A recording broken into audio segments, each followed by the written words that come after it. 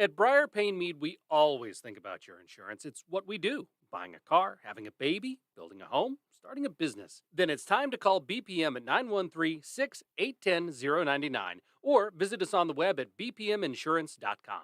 Great service and extremely competitive rates from the top-rated companies. Briar Payne Mead, 913-681-099. That's 913-681-099.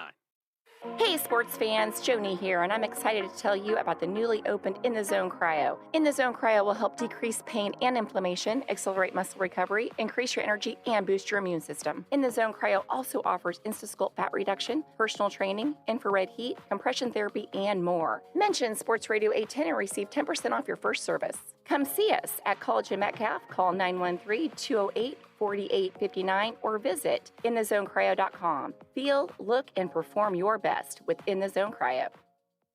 A KC tradition since 1957, Hereford House is a locally owned steakhouse that has served generations of Kansas Cityans. Hereford House exclusively serves certified Hereford beef, which has been proven to be naturally more tender and flavorful than other brands. All their steaks are aged 21 days, hand-cut daily, and grilled over an open charcoal flame. This process provides a wonderful aroma and delicious flavor that cannot be duplicated by any other cooking method. Hereford House, Leawood, Independence, Shawnee, and Zona Rosa. Every weekday on Sports Radio 810, tune in to hear Kansas City's favorite local lineup. At 6 a.m., wake up with a Border Patrol with Stephen St. John and Nate Bucati. At 10, it's The Zone with Jason Anderson. Now at 2, get into the program with Soren Petro. And wrap up your day on Almost Entirely Sports with Joshua Brisco. Kansas City's hometown sports station. Sports Radio 810 WHB.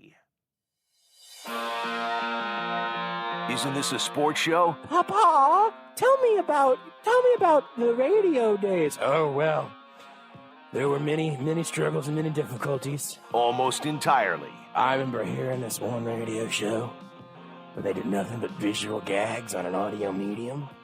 The host did a whole segment with his nose taped to his forehead. This is Almost Entirely Sports with Joshua Brisco. Papa, whatever happened to him? Son, I don't think you're ready for that story. All I can tell you is don't do cocaine. Too late, Papa! I learned it from watching you!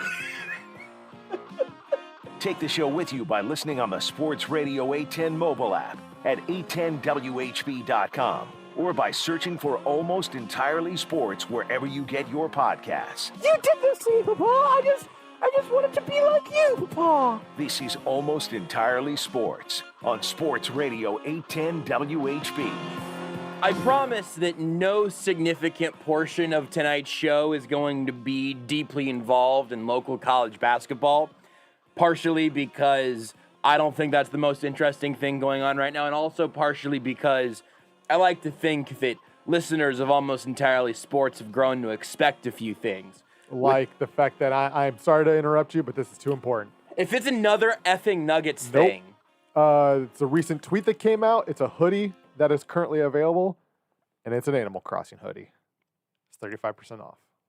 If there's anything, you said it's 35% off? Yeah, 35% off. Why don't you DM me the link to that? I got you. If there's anything that you've grown to expect of this show at this point, it's that Rudy will interrupt me within the first 30 seconds. The Nuggets and Celtics are playing tonight, and that's been the whole day for both of these guys. It's an Urban Outfitters. It's pretty good. It's probably not super expensive. Yeah, no, It's $40. Drop me the link. Why don't you shoot me the link, and we'll see if that shows up in a future edition of Almost Entirely Sports. You can watch the Sports Radio 810 Facebook, Twitch, or YouTube channels. But there are a few things that are going to be absolute, cold hard locks. Beard is going to make something about the NBA that didn't need to be about the NBA. Rudy is going to give me an Animal Crossing tweet within the first 45 to 50 seconds of the show. Very tight window, but he's going to be there for it. Mm-hmm. There's going to be a conversation about the Nuggets, Celtics, or Suns. It's going to be a lot of Kansas City Chiefs talk, and there will be an incredible number of times where we all interrupt one another. That's just what this show brings to the table. Yes. I'd noticed that you didn't say yes until I finished my sentence there, though, which they're learning. Progress. This is like that scene in Jurassic Park. I mean, to be fair, I was setting up everything on not Maestro, White Orbit. honestly, even just you being distracted for too long that you can't interrupt me is a win for me. But I promise you a large portion of this show is not going to be about college basketball at the moment. But Mizzou just blew it after blowing it against Georgia tonight. We're not going to get deep into that. We may bring that up with Sterling in an hour. But the one thing that does just sort of make me laugh, as a more or less disinterested party, the idea that KU has had this atrocious season and that Mizzou has had this excellent season Makes me sick. But the fact that KU is going to go farther in the tournament, may end of the year ranked higher than Mizzou, all of that, nothing in college basketball should have been more predictable. KU's basically mathematically eliminated from the Big 12 at this point. I don't think that's technically true yet, but it's very close to being true. KU has had this disappointing season, and Mizzou has just been an absolute vision, just falling from the sky. Look at Mizzou basketball making their comeback and all blah blah blah blah blah, which is all fair. Mizzou's outperforming what we've always expected of them. KU is underperforming what we've always expected of them.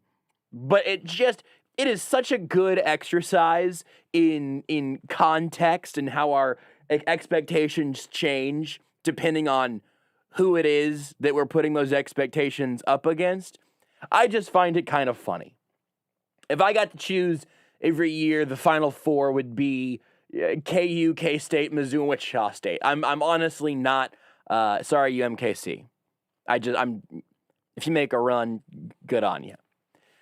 But I would love that every year. I'm here generally rooting for the local schools to be interesting enough to talk about whenever we finally get bored of talking about who the Chiefs should look at in the 9th round of the draft that doesn't exist. I'll never be bored of that.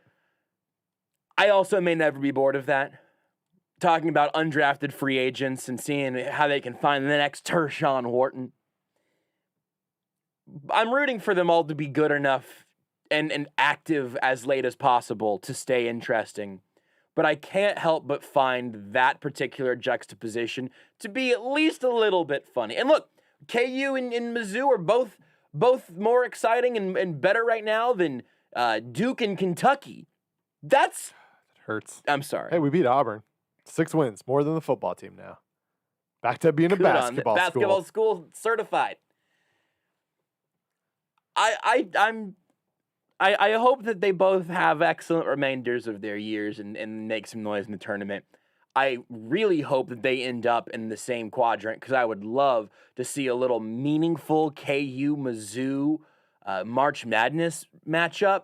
Would be a blast. I imagine they're probably both too good for that to happen, which is kind of a bummer now that I think about it that way. The thing they have going for them is typically the way the not seeding, but the region essentially goes is it is largely based off conference play. Like I think they don't want you playing other teams in your conference until might be the Elite Eight, or it might be just be the Sweet 16. So they try to keep the conferences apart.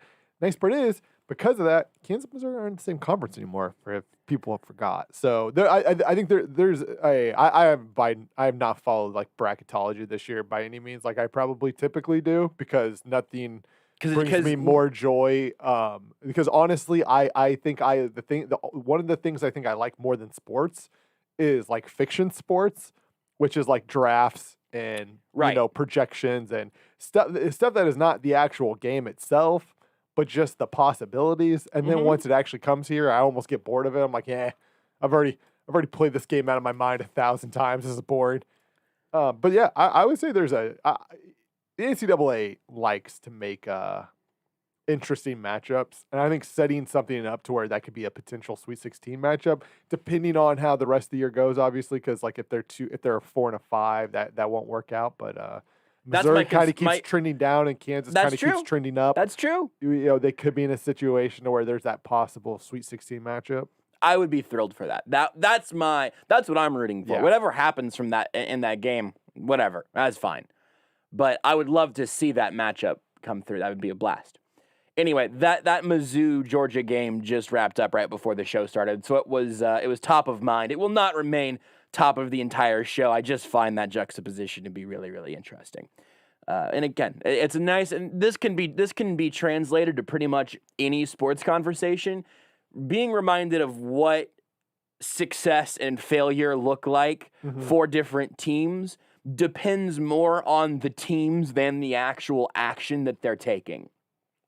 If the Royals are 500 this year, it will be an achievement. Everyone would be very, very happy with a 500 Royals season that makes them, sets them up well for next year.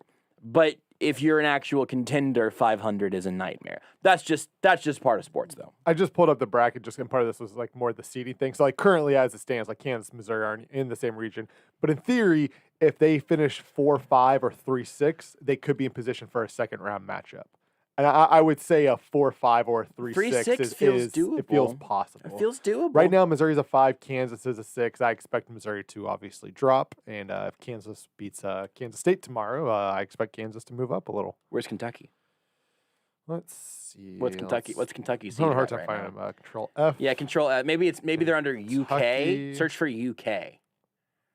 Does it just say Calipari? Where's the CIT bracket at? The CIT. Oof. Are we getting a CIT this year? No, they canceled. Okay, seems most likely. Probably, Is the NIT trying to make games happen this year? I don't know. I should probably know that, but I don't really care. I would think not. You also think that the NBA wasn't going to try to do an All-Star game, but we get surprises still. That's a good point. I pulled up because it was just on that page. Oh, I finally found them. Not in the bracket, but in the BPI. We're 70th. Ooh, you know what? A bubble team. You know who we're ahead of though? One spot ahead of Auburn, who we beat.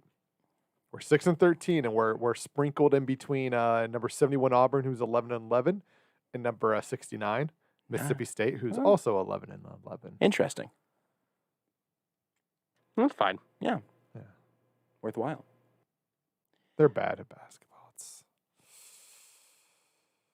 Mike DeCourcy this morning was like, yeah, they keep finding new ways to lose, and I'm just waiting for the next game in which they've won the game, but because a player dumped a bucket of ice on Calipari just a little bit too soon, they actually get a technical and they lose the game that way. I'm like, oh God, something like that's going to happen now where Kentucky's won a game, but a technical after the game allows the other team to shoot free throws, and that's how they lose.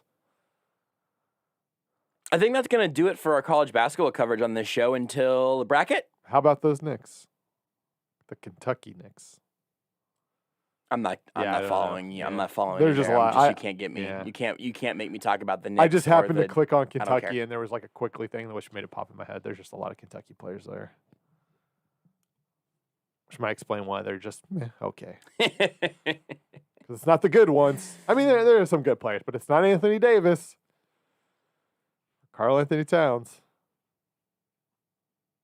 Mizzou is bad at the end of the game. I don't know how Mizzou did this. I told you we may bring it up again in 45 minutes. Sterling Holmes of ESPN Kansas City's Darren Sterling will join us. He's Sterling and Matt. I don't know if that was obvious or not. We'll talk to him in 45 minutes, mostly about Chiefs stuff, but may get as I texted him, may ask him. I said we may ask you about your Andrew Chicken Tindies takes. See if you got anything there, because Sterling loves baseball like an unreasonable. Sterling is a baseball guy. Chicken Tindies, I was Andrew Chicken Tindies. I was very confused for a second. Then I remembered what it was. It's a good nickname. Andrew Chicken Tindies is just doing solid.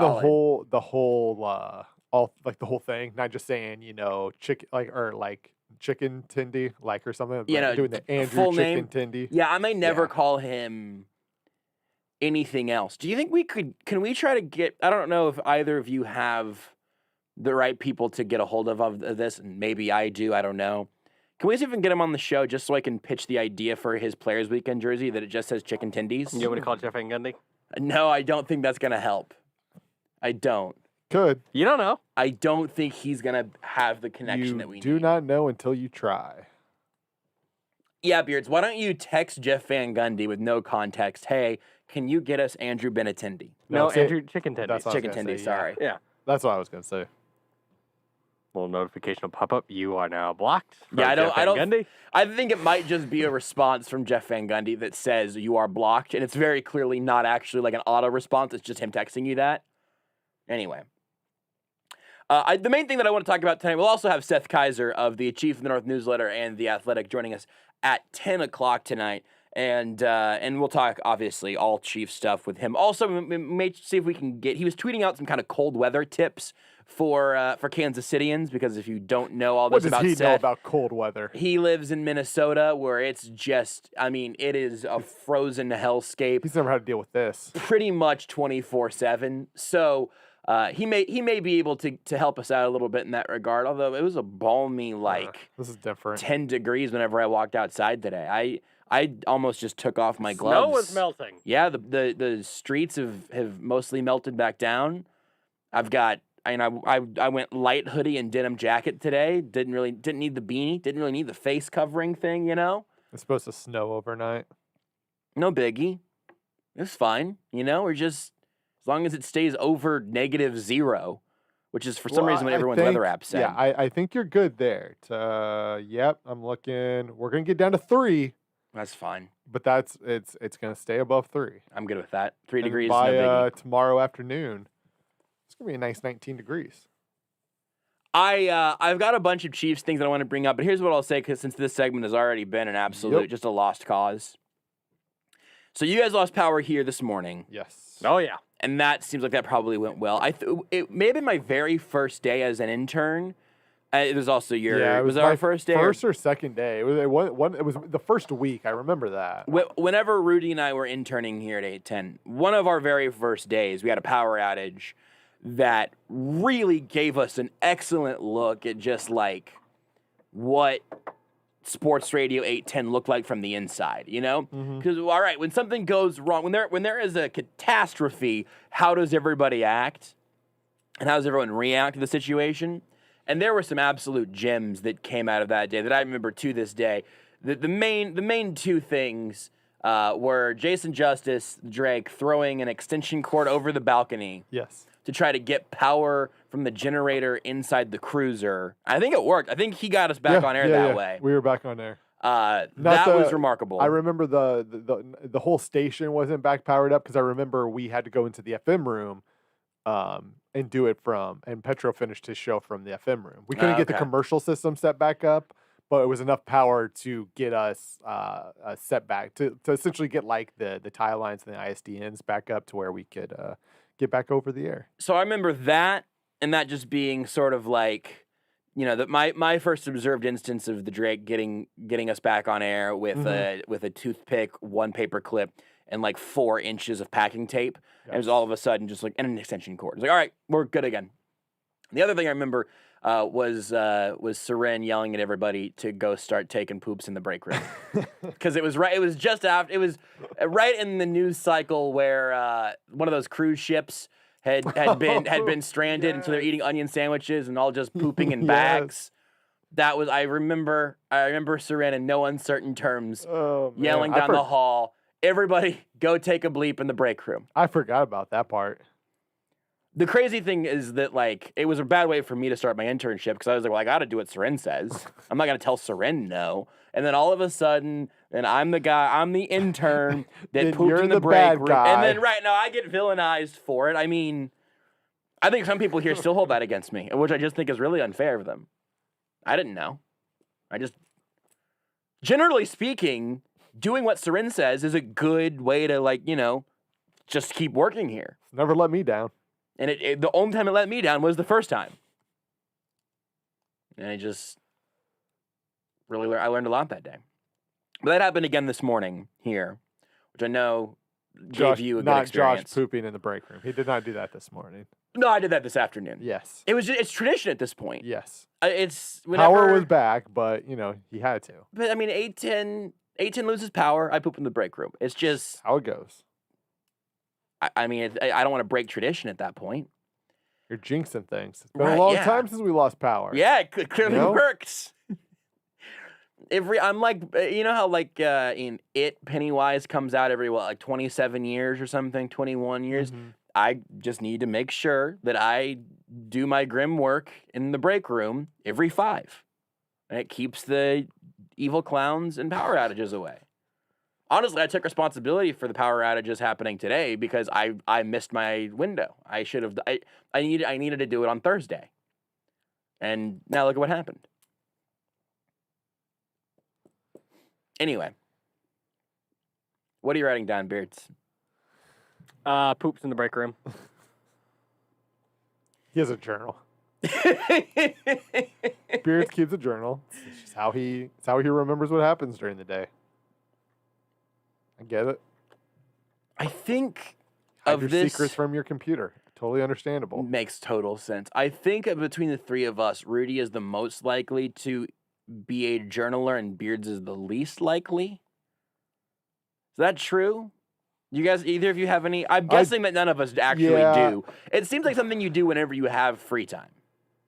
Yeah, I've never been somebody who like kept a journal and Okay. like wrote in it, but I also do think like out of the three of us, I would be most likely. Like Yeah. there's almost no chance that I would do it, but I still think it's a higher chance. Yeah. Than I mean certainly higher than Beards. That's fair. And probably higher than you. Yeah, I did for like a semester of college because it was a class that like had us You were required. Yeah, I'm sure at some point I don't remember specifically, And but I'm sure I did for class as well. At some point. I ended up thinking like, oh, this is actually this is a good way of just processing through things and writing stuff down. It kind of it kicks it into gear, just See, I figuring don't out what's going on or want to whatever. process things. Well, right. Well, that's and so And eventually, that's my issue. after that semester, I decided, well, I was too in touch with my emotions. I got to get out of here. I'm never doing that again. Beards is just too busy playing Red Dead. He has no worries in life. If any, like here's the deal. It's not that Beards can't process his emotions. He doesn't need to. Like Beards knows who he is. He's good. He's in a good place. Here's the other element of that. I think Beards' journal just says, February 16th, 2021. Dear Diary. Today I played Cyberpunk, ate fried chicken, and went to work. It was ... fine. Dear Diary. February 17th, 2021. Today I played Red Dead Redemption 2, ate a ham and cheese sandwich, and went to work. It was ... fine. The only a slight adjustment is he definitely has, like, if it was Slims, right, or Canes, because that's how he remembers. Because he's not trying to like necessarily go to Canes like 5 times in a row, right? He wants to like make sure he gets Slims in there. You gotta hit up all the spots. Yeah. So that's how you remember these things. Same with games. He's not trying to spend a whole week, trying to play a game that just won't play. He wants to mix it up a little bit and play a game that does play. Going back and playing The Witcher 3 is like listening to a band's older stuff whenever their most recent album was a huge disappointment. Yes. Whenever their current album... I can't believe we never thought of that. Whenever their current album wouldn't play on your phone because it just didn't work. I can't believe we never thought about, because like we've talked about like whether it's going back and listening to old episodes of The Adventure Zone or whatever, Sure. like that is Beards, but it's Red Dead, or it's The Witcher 3. I can't believe we've never thought of that. And it's specifically like today I found myself listening to some old Post Malone. Wasn't a huge fan of the most recent thing. Now his most recent album did actually come out on time and play on my phone whenever I asked it to, which makes it unlike Cyberpunk.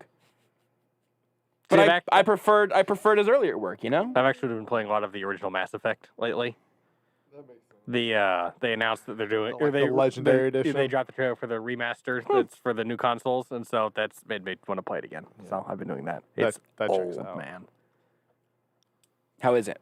It's good. It's old. You can tell. Still good though. Can you just say the line? No, it's better than fine. It's good. Just say it, Beards.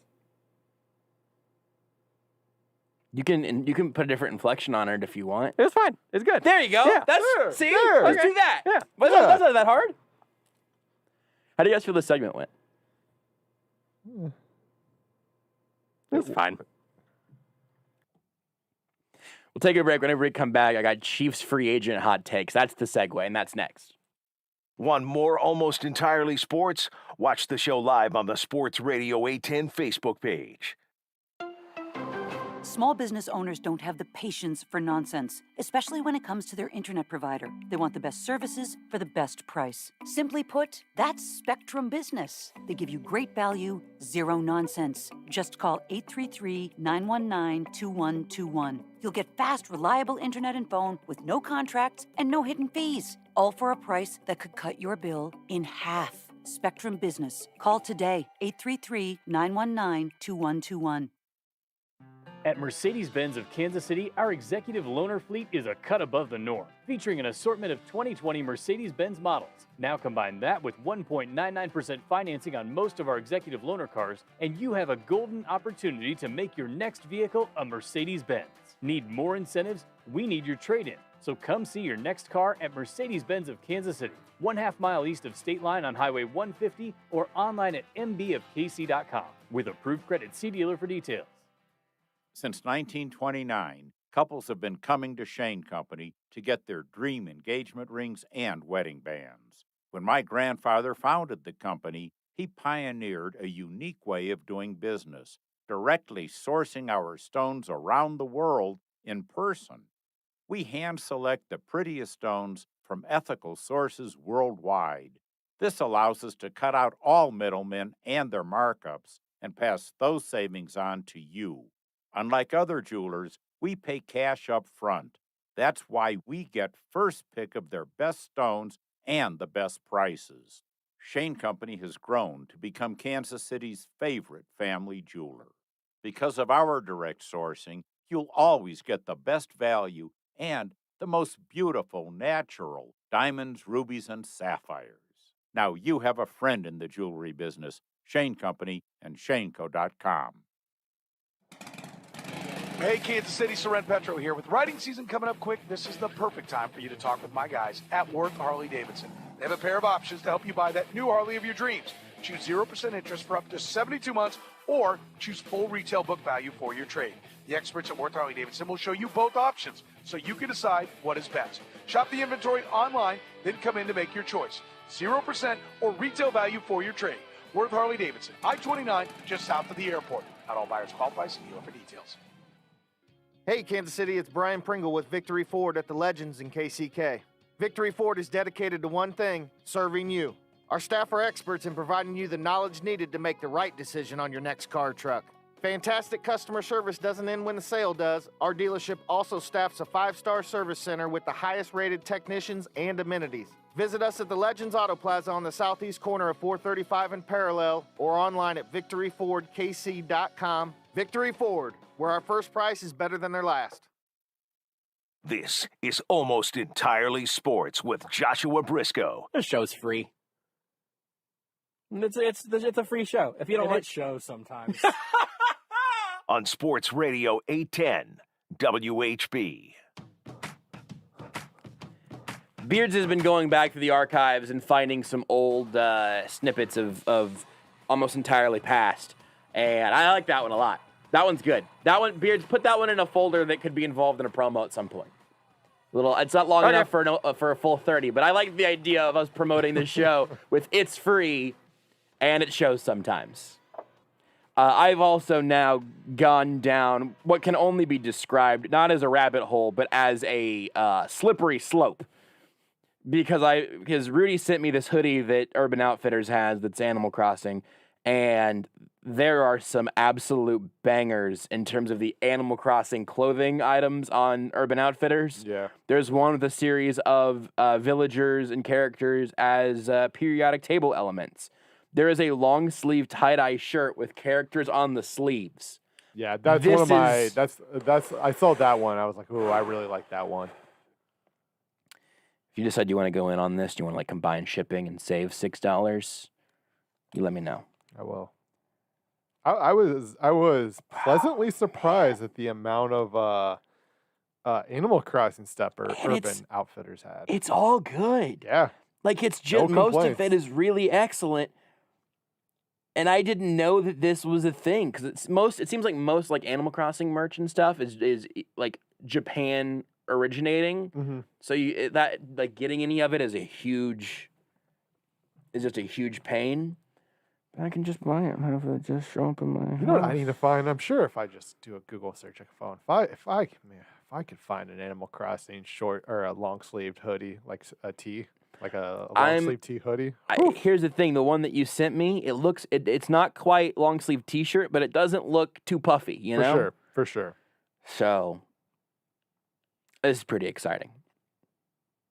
I just don't really need more hoodies. I've got a lot of hoodies. How dare you? I'll I've be got honest. multiple- I just found an Animal Crossing crew neck sweatshirt that's just got Tom Nook and Timmy and Tommy. And Tommy, yeah. Next to him. Ooh, it's good. It's the little gray one. Yeah, it's good. strong. Yeah, these are all excellent. I like especially KK Slider long sleeve tee too. Oh, where's that? That's got like a Japanese writing above him. I like the idea. I like the KK Slider merch that looks like band merch. Yeah. Like a KK Slider World Tour kind of thing. Big fan. These are all very good. I'm going to stop shopping during the show, but I will be leaving that tab open in the top left corner. Keep it up. That's the content that people want. I think I've done that before. I think that's probably somewhere in the archives also. Here's what I know we've ordered a pizza on air before. That's it. That's what I was thinking. That was a great show. That was an ESPN Yes. Kansas City show. Here's what I need though. Like some of these shirts have obviously the characters on them. Yeah. I want to be able to decide Yeah. which characters are on them. Because if I could get a shirt with all 10 of my villagers on it. There's got to be an Etsy store for that. For sure. There's got to be an Absolutely. unlicensed Etsy store for that. Because Oh, I don't yeah, really, there I don't really definitely is. need the little this little cat. And the little cat's not on my island. I don't know this little cat. I can't remember his name.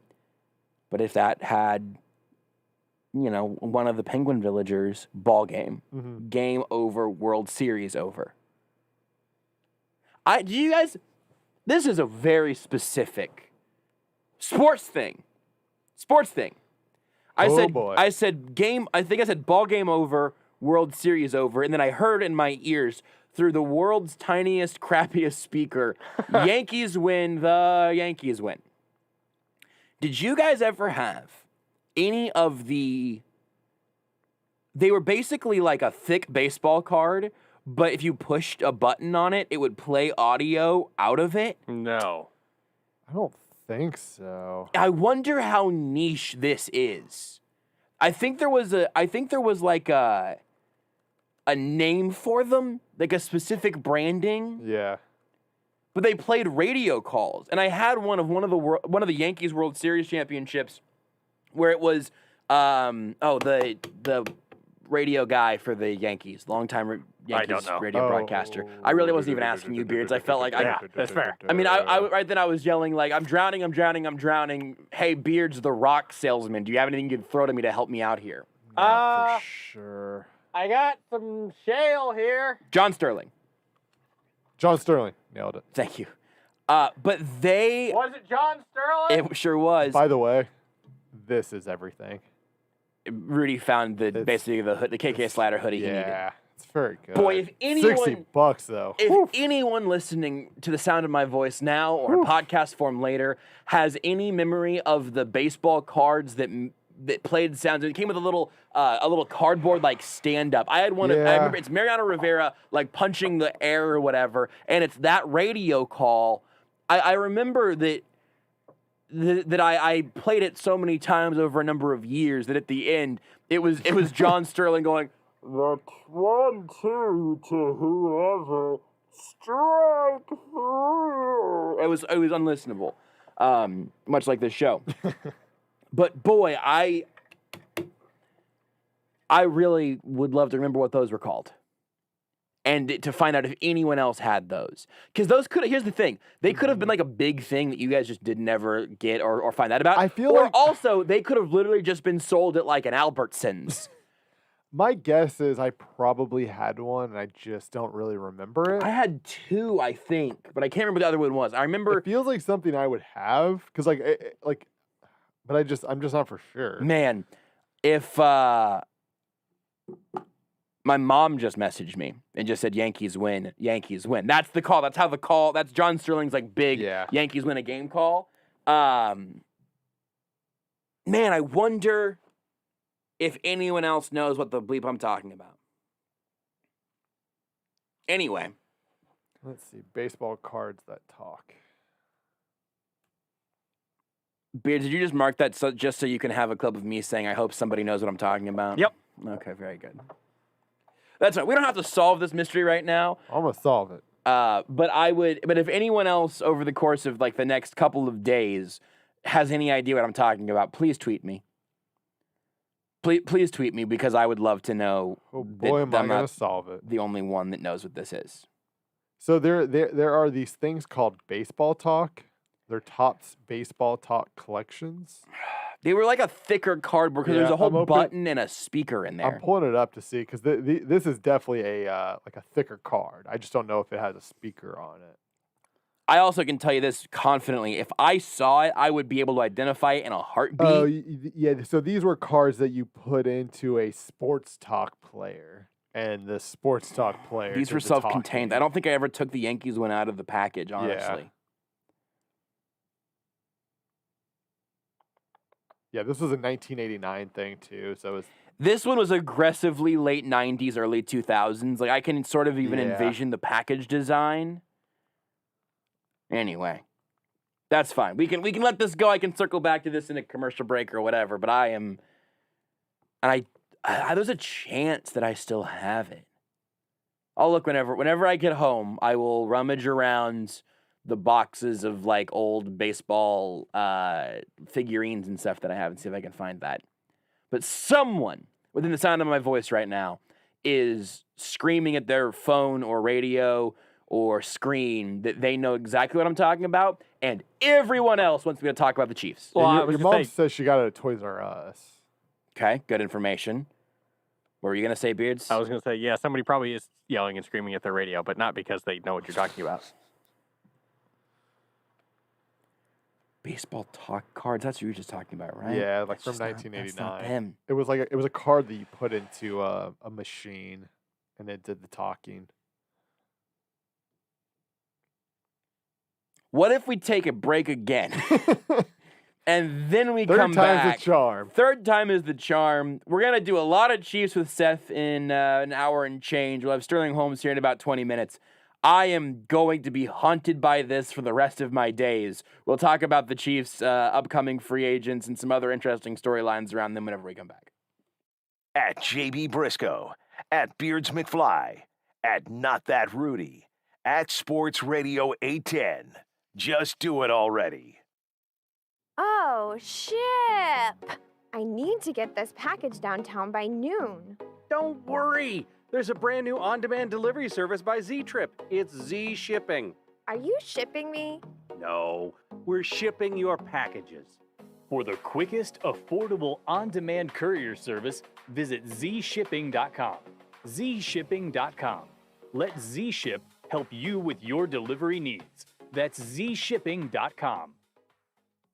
A KC tradition since 1957, Hereford House is a locally owned steakhouse that has served generations of Kansas Cityans. Hereford House exclusively serves certified Hereford beef, which has been proven to be naturally more tender and flavorful than other brands. All their steaks are aged 21 days, hand-cut daily, and grilled over an open charcoal flame. This process provides wonderful aroma and delicious flavor that cannot be duplicated by any other cooking method. Hereford House, Leawood, Independence, Shawnee, and Zona Rosa. Have you wanted to speak a new language, but thought it would be too difficult? Then try Babbel. Babbel starts by teaching you words and phrases that gradually get more complex. Soon, you're practicing short conversations. So in 15 minutes a day, you'll be speaking a new language in a few weeks. Babbel is built around real life. It teaches you practical conversations that you will actually use. Babbel, language for life. Celebrating 10 million subscriptions sold. Now try Babbel for free. Just go to babbel.com today. That's BABBEL.com.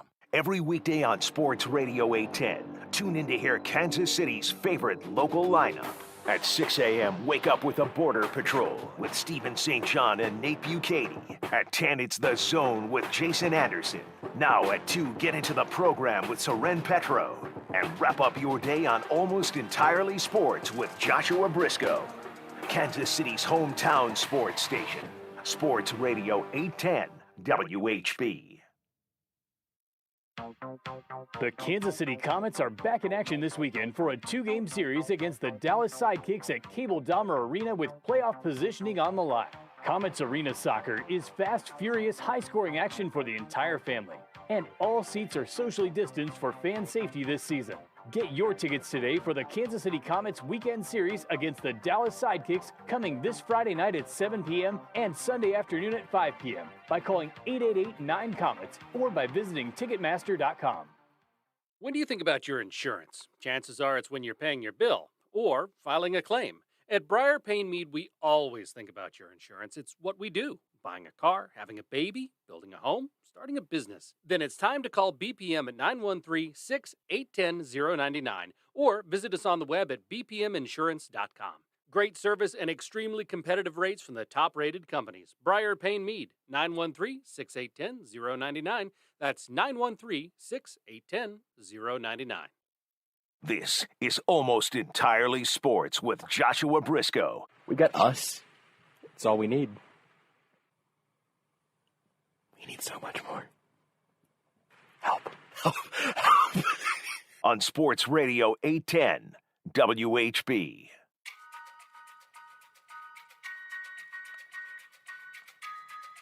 I went to Twitter to ask for help finding this card thing and seeing if anyone else knows what the bleep I'm talking about.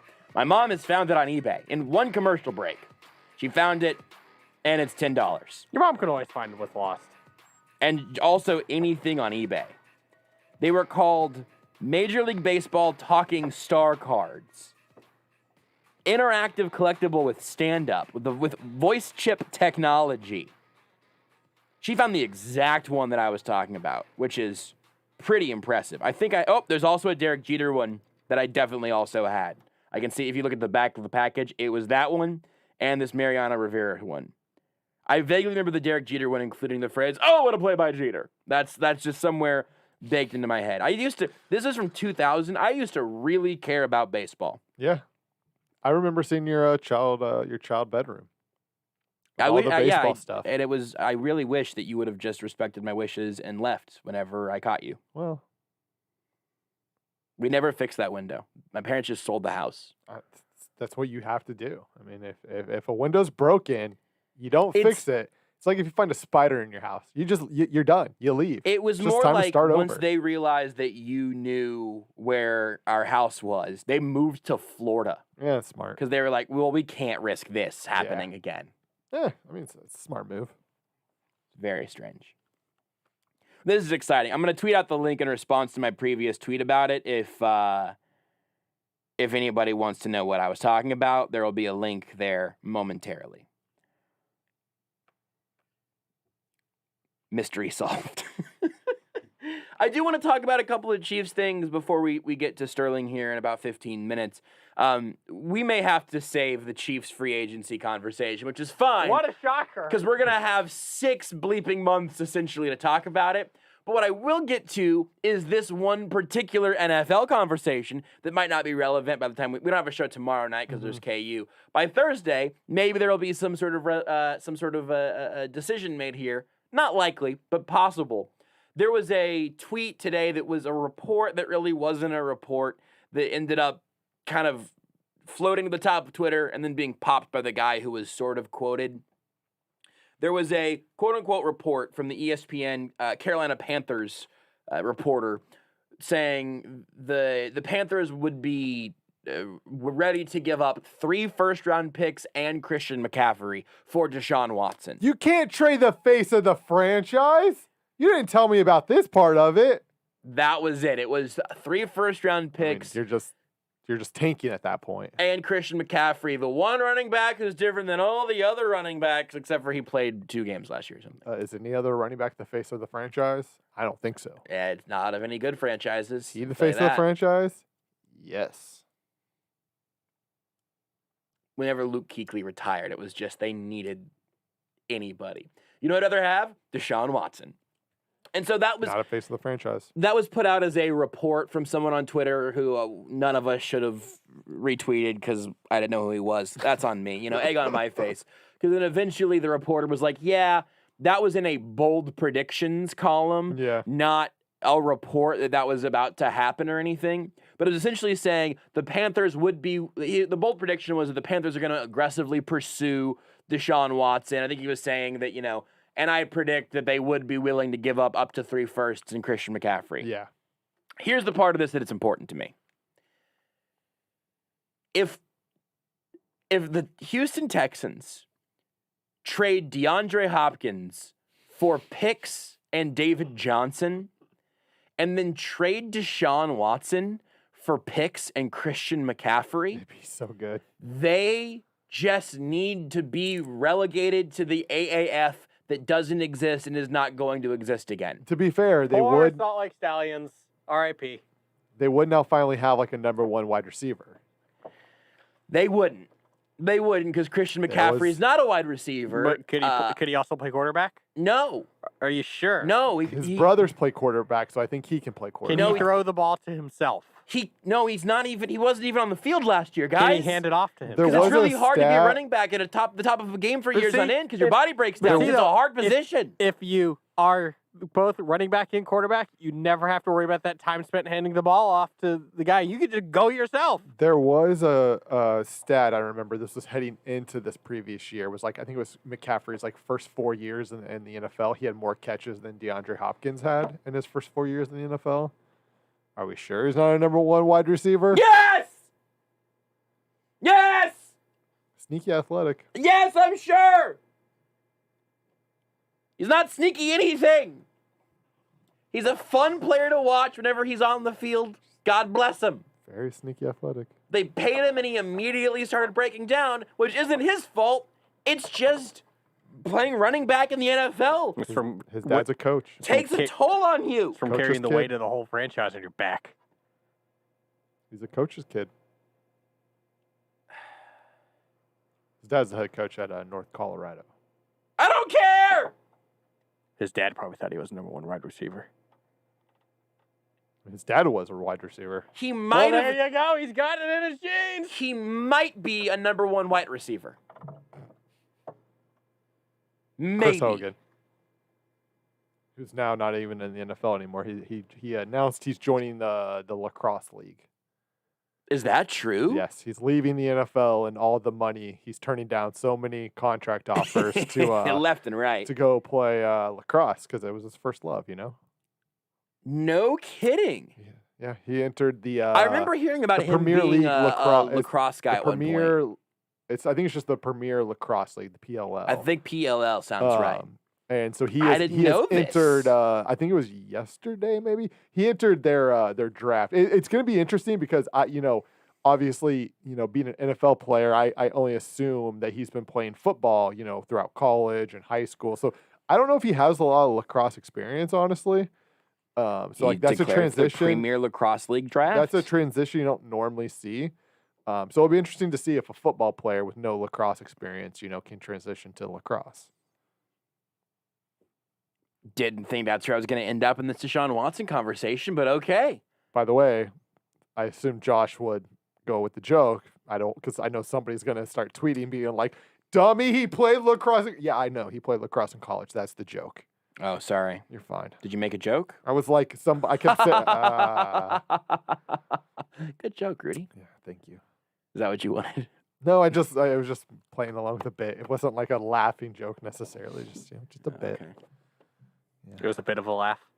What did you say that was supposed to be funny? Let's really dissect this. I didn't say anything that was necessarily supposed to be funny. I was like, yeah, like it's an interesting transition for a guy who played in the NFL. He obviously doesn't have a lot of lacrosse experience, considering he played football throughout college and high school. We don't normally see guys go from sport to sport. It would just be interesting to see the transition. You're right. You know what you were right about? Wasn't a joke. And that's when you were gonna go like, Rudy, actually Wasn't particularly funny. You nailed that. wasn't supposed to be necessarily. Good job. Well, you did it. Thank goodness. Do you think Chris Hogan goes top 3? You did. Do you want my PLL draft breakdown? I want your PLL draft predictions. I think Brett Veach is going to trade up. Ooh. For somebody. A running back? Probably. Here's what I'll say about the PLL. A kicker. He's going to take somebody over DK Metcalf and then a running The back. team names are really good. Go ahead and give. We've done this before. Yeah. I think mentioning the old ESPN Kansas City days. I think going through. I think what I did at one point. I think I made Beards guess what was a real professional lacrosse team name. I've done this. We did this. We've definitely done this bit. Yes. That's okay. I'm still not gonna remember if it's real or not. But go ahead. There's the Archers, the Atlas, the Cannons, the Chaos, the Chrome. Cannons? Yeah, the Cannons. The Chrome? The Chrome. Slow down. Run this. Start from the top. Archers. Okay. Atlas. Not good. Cannons. Pretty good. Chaos. How's it spelled? CHAOS. Darn. Chrome. Chrome is crazy. Redwoods. Redwoods is not It's okay. intimidating. Whip snakes. The what? The whip snakes. That's pretty good. Whip snake And sounds then- like something that would on Family Feud whenever Steve Harvey says, what's one body part that you don't want to show up when you don't want it to be up? And then my favorite. And then one of the contestants says, Steve, I'm gonna have to say the dong. And then Steve doubles over while everyone else is laughing, and he pretends like he's never heard anyone say dong before, and then he points at the board and it flips over and it says whip snake. And then everybody goes, ah! And then my favorite, the water dogs. I don't know. I still like whip snakes. I like what? Yeah, Which I mean, one whip sounds- snakes is great, but I right. like water dogs.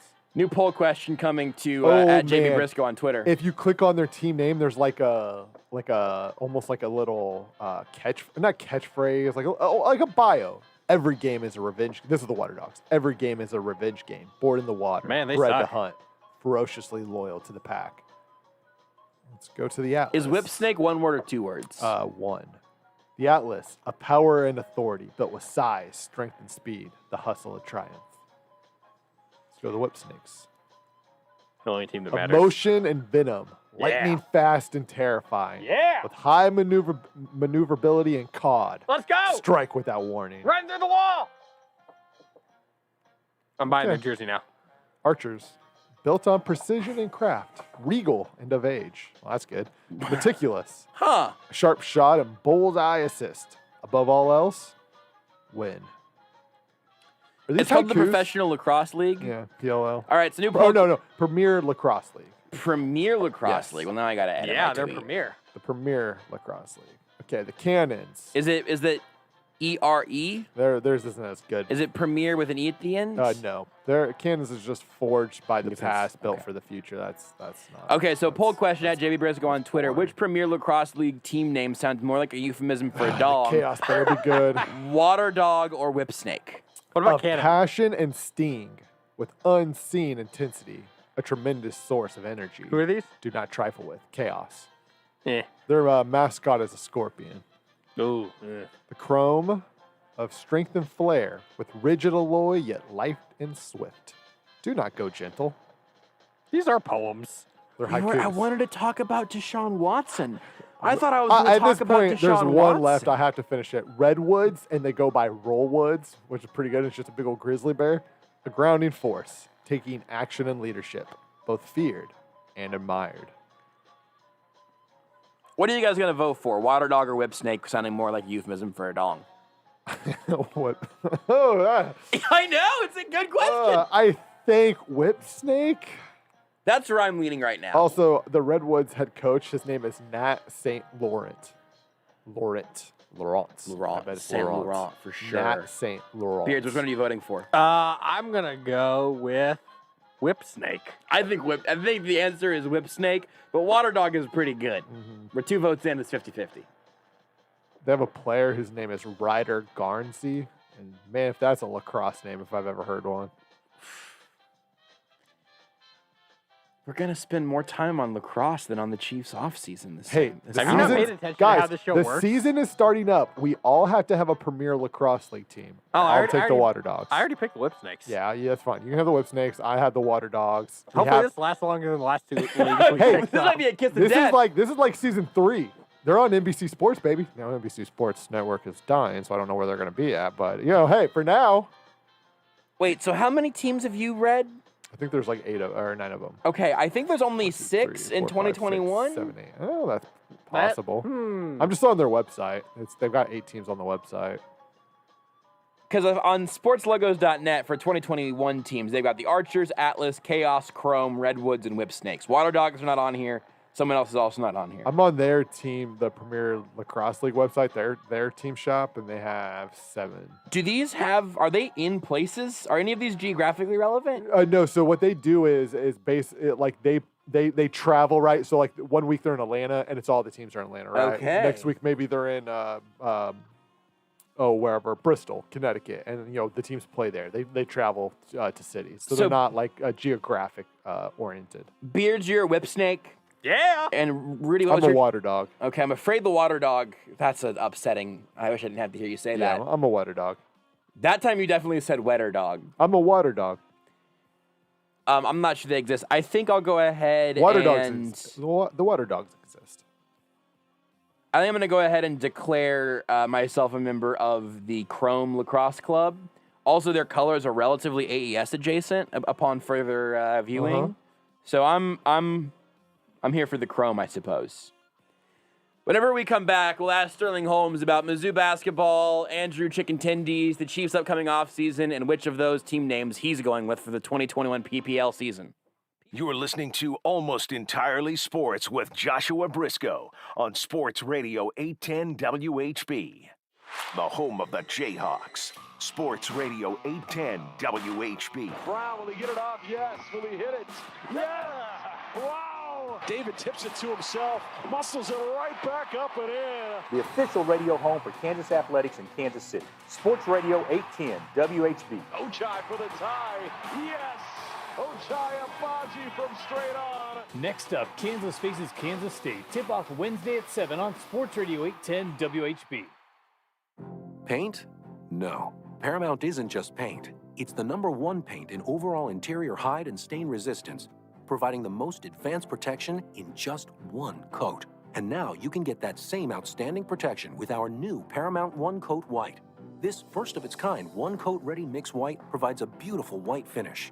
You'll find Paramount paint exclusively at Menards. In third-party tests, interior paint claims versus super premium home center brands in eggshell sheen.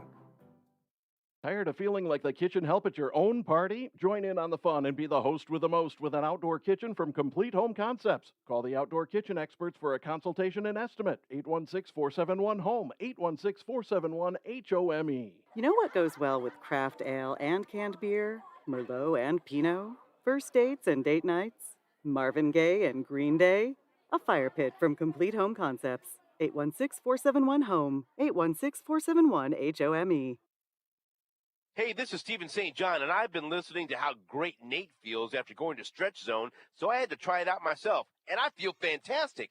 And my wife, Susan, she's had 2 years of daily back pain, which is already feeling better after a few sessions. Stretch Zone will help you relieve stiffness and soreness, increase and maintain range of motions, and enhance physical skills. Stretch Zone is located in Lenexa and Overland Park. For more information, check out StretchZone.com.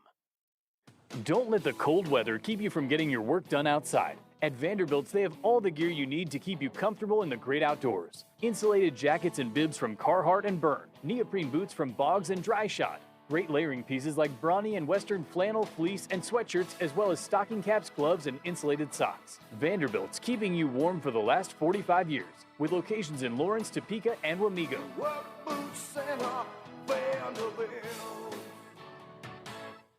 You can help City Union Mission bring hope and restoration to our neighbors in need when you give to our Celebrate Hope campaign. Your donation will provide food, shelter, clothing, life recovery, work readiness, and so much more in the year ahead. The campaign is underway now with the goal of raising $6 million by January 31st. Please make a gift today at cityunionmission.org and help Kansas City's poor and homeless celebrate hope. That's cityunionmission.org. Thank you.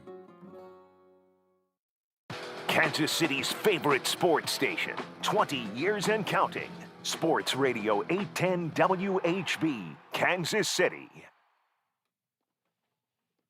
This is SportsCenter. I'm Jim Basketball. Tip it off from the NBA, where LeBron is now carrying the load for the defending champion Lakers tonight in Minneapolis. The Lakers lead fourth quarter 90-86 on the Wolves. LBJ 26 points, 9 rebounds, 5 assists. Minnesota learning that D'Angelo Russell will be out 4 to 6 weeks after undergoing knee surgery. They just got back Karl Anthony Towns. Meantime, a good one with Raptors and Bucks. Under 10 to go there, 101-98. Toronto leads it despite 32 from Giannis. Earlier, the Celtics topped the Nuggets 112-99 despite 43 from Nikola Jokic. Jaylen Brown led the way for Boston with 27. Jason Tatum, 21, saying he's still feeling the effects of COVID-19 after testing positive a month ago. Nets and Suns, bottom of the hour. No Kyrie Irving, no Kevin Durant for Brooklyn. Come off a pair of wins on this West Coast trip. And college basketball, 20th ranked Missouri goes down at the hands of Georgia 80-70, while 24th ranked Arkansas rides their streak to 7 straight. Man, right side on the wing, Lewis. Baseline drive, lost the handle. Moses out of there with it. Ahead to Davis. Davis all the way to the other end, lays it in. Devontae with the bucket, hogs up one. 3:23 to go, 63-62. Learfield IMG 75-64 is your final. The Hogs have won 7 straight. Second-ranked Baylor set to resume its schedule next Tuesday following a 6-game hiatus. In Australian Open, top-ranked Ashley Barty upset. She was taken out by Karolina Muchova, who took the final 2 sets after dropping the first 6-1.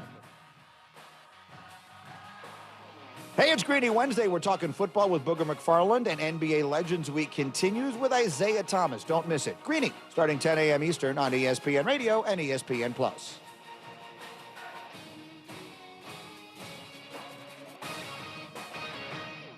You're listening to Almost Entirely Sports. Well, Sterling Holmes has made it into the front seat of this segment. That doesn't mean anything. You can follow him on Twitter at HomestretchKC. You can hear him over on ESPN Kansas City, 1510 AM, 94.5 FM, arrowheadaddict.com. I think that's all the things that you do, Sterling, other than just, again, following you on Twitter. Is there anything else you would like to tell people to find you through? With Joshua Brisco. I also sell real estate. You can find me on betterhomesandgardens.com. On Sports Radio 810 WHB. The best thing about that liner is I don't have to tell you anything else about Sterling Holmes, who joins us now. We can just dive right into it. On Twitter, at HomestretchKC, and we'll sell you real estate if you want it.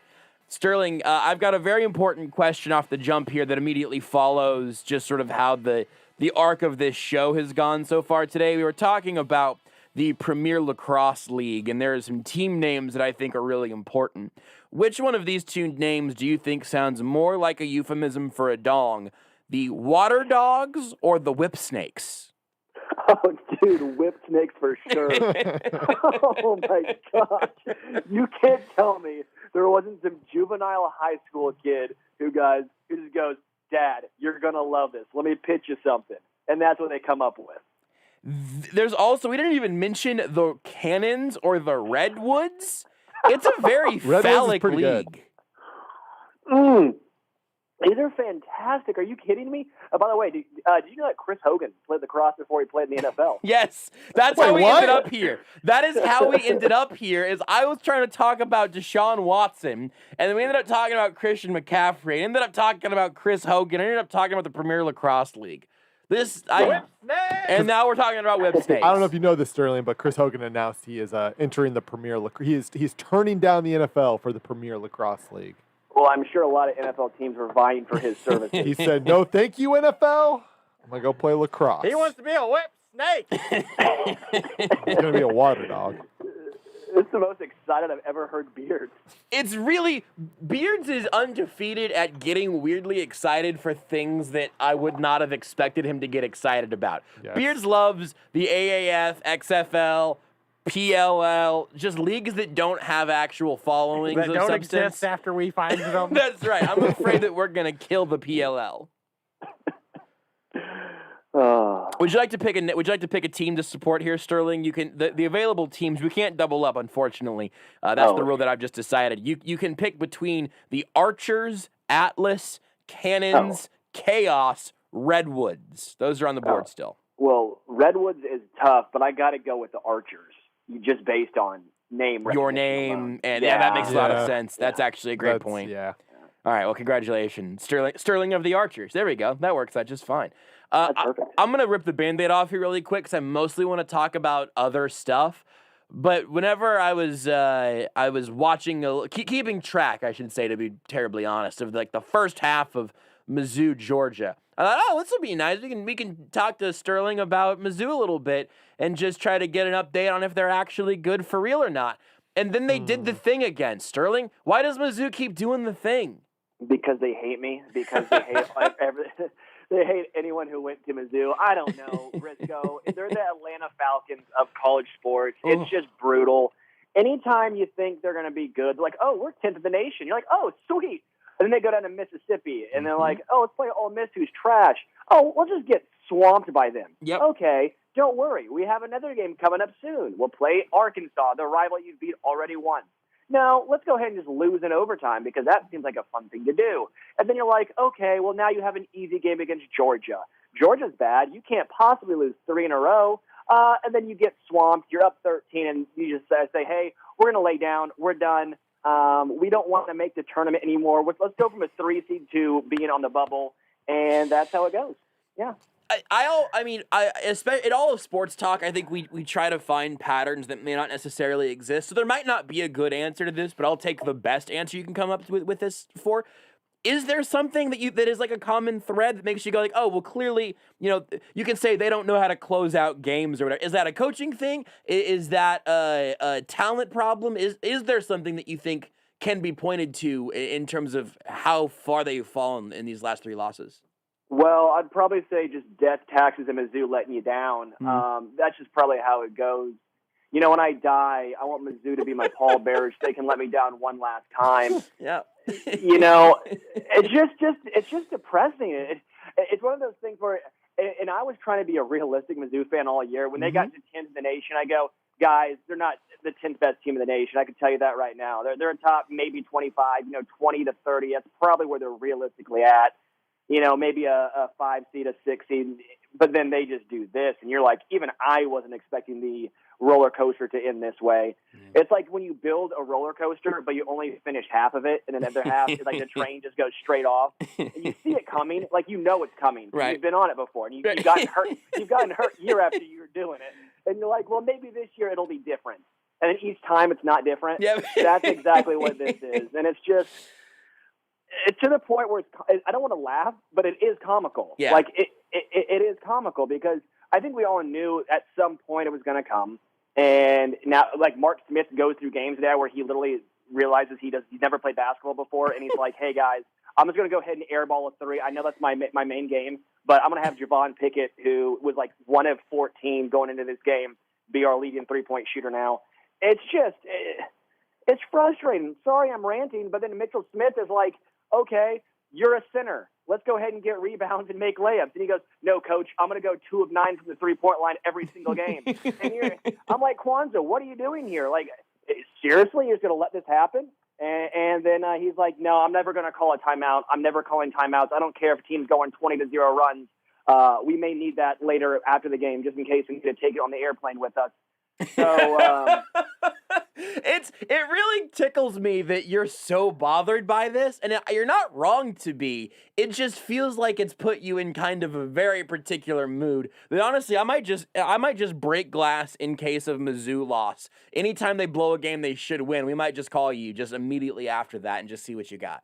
Sure, yeah. Just make sure you get it before I hit the bottom of the bottle. I haven't found it yet. It's still there. It's still swimming, so we'll see. Also, go ahead and plan on being on, I don't know, immediately after the next 4 Mizzou games. Yeah, go ahead. Yeah, I guess, yeah, however many games they have left in the season, maybe one they win, and it'll be like the good one. It'll be like the good team they played, and okay, there's some hope.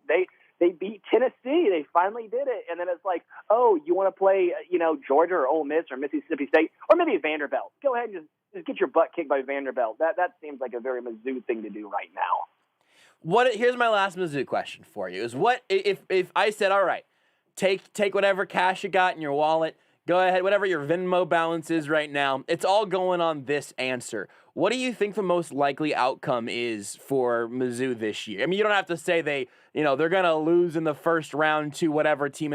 But like in vague terms, however specific you want to get, whatever, you can't just say disappointment. What's the most likely outcome for the end of this season?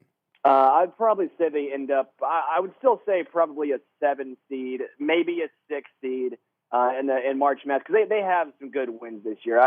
They beat Illinois, which is obviously a great win, and Oregon, and Wichita State, and Tennessee, and Kentucky, and Arkansas, and Alabama. I mean, they have some good wins. The Oregon and Wichita, Kentucky's a good one. The Oregon and Wichita State game happened in 2017. Like, those happened a lifetime ago. Sure, but the committee still... No, they count. They count. I just forgot that both of those games happened with this college basketball season.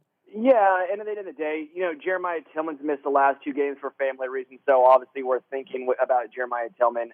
And hopefully they take that into account when they seed Mizzou. I mean, they probably won't. I know a lot of times they don't, because it's not like Jeremiah Tillman is, Garza for Iowa. It's a different scenario, but... hopefully they take to some consideration there. They probably end up as a 6 or 7 seed. They'll probably get bounced by some 10 seed from like the Pac-12. Yep. And like when they were they lost like Florida State when they were an 8 seed or something like that, and they lost to Florida State with a 9. It'll be something like that. That's my best. That's my best guess.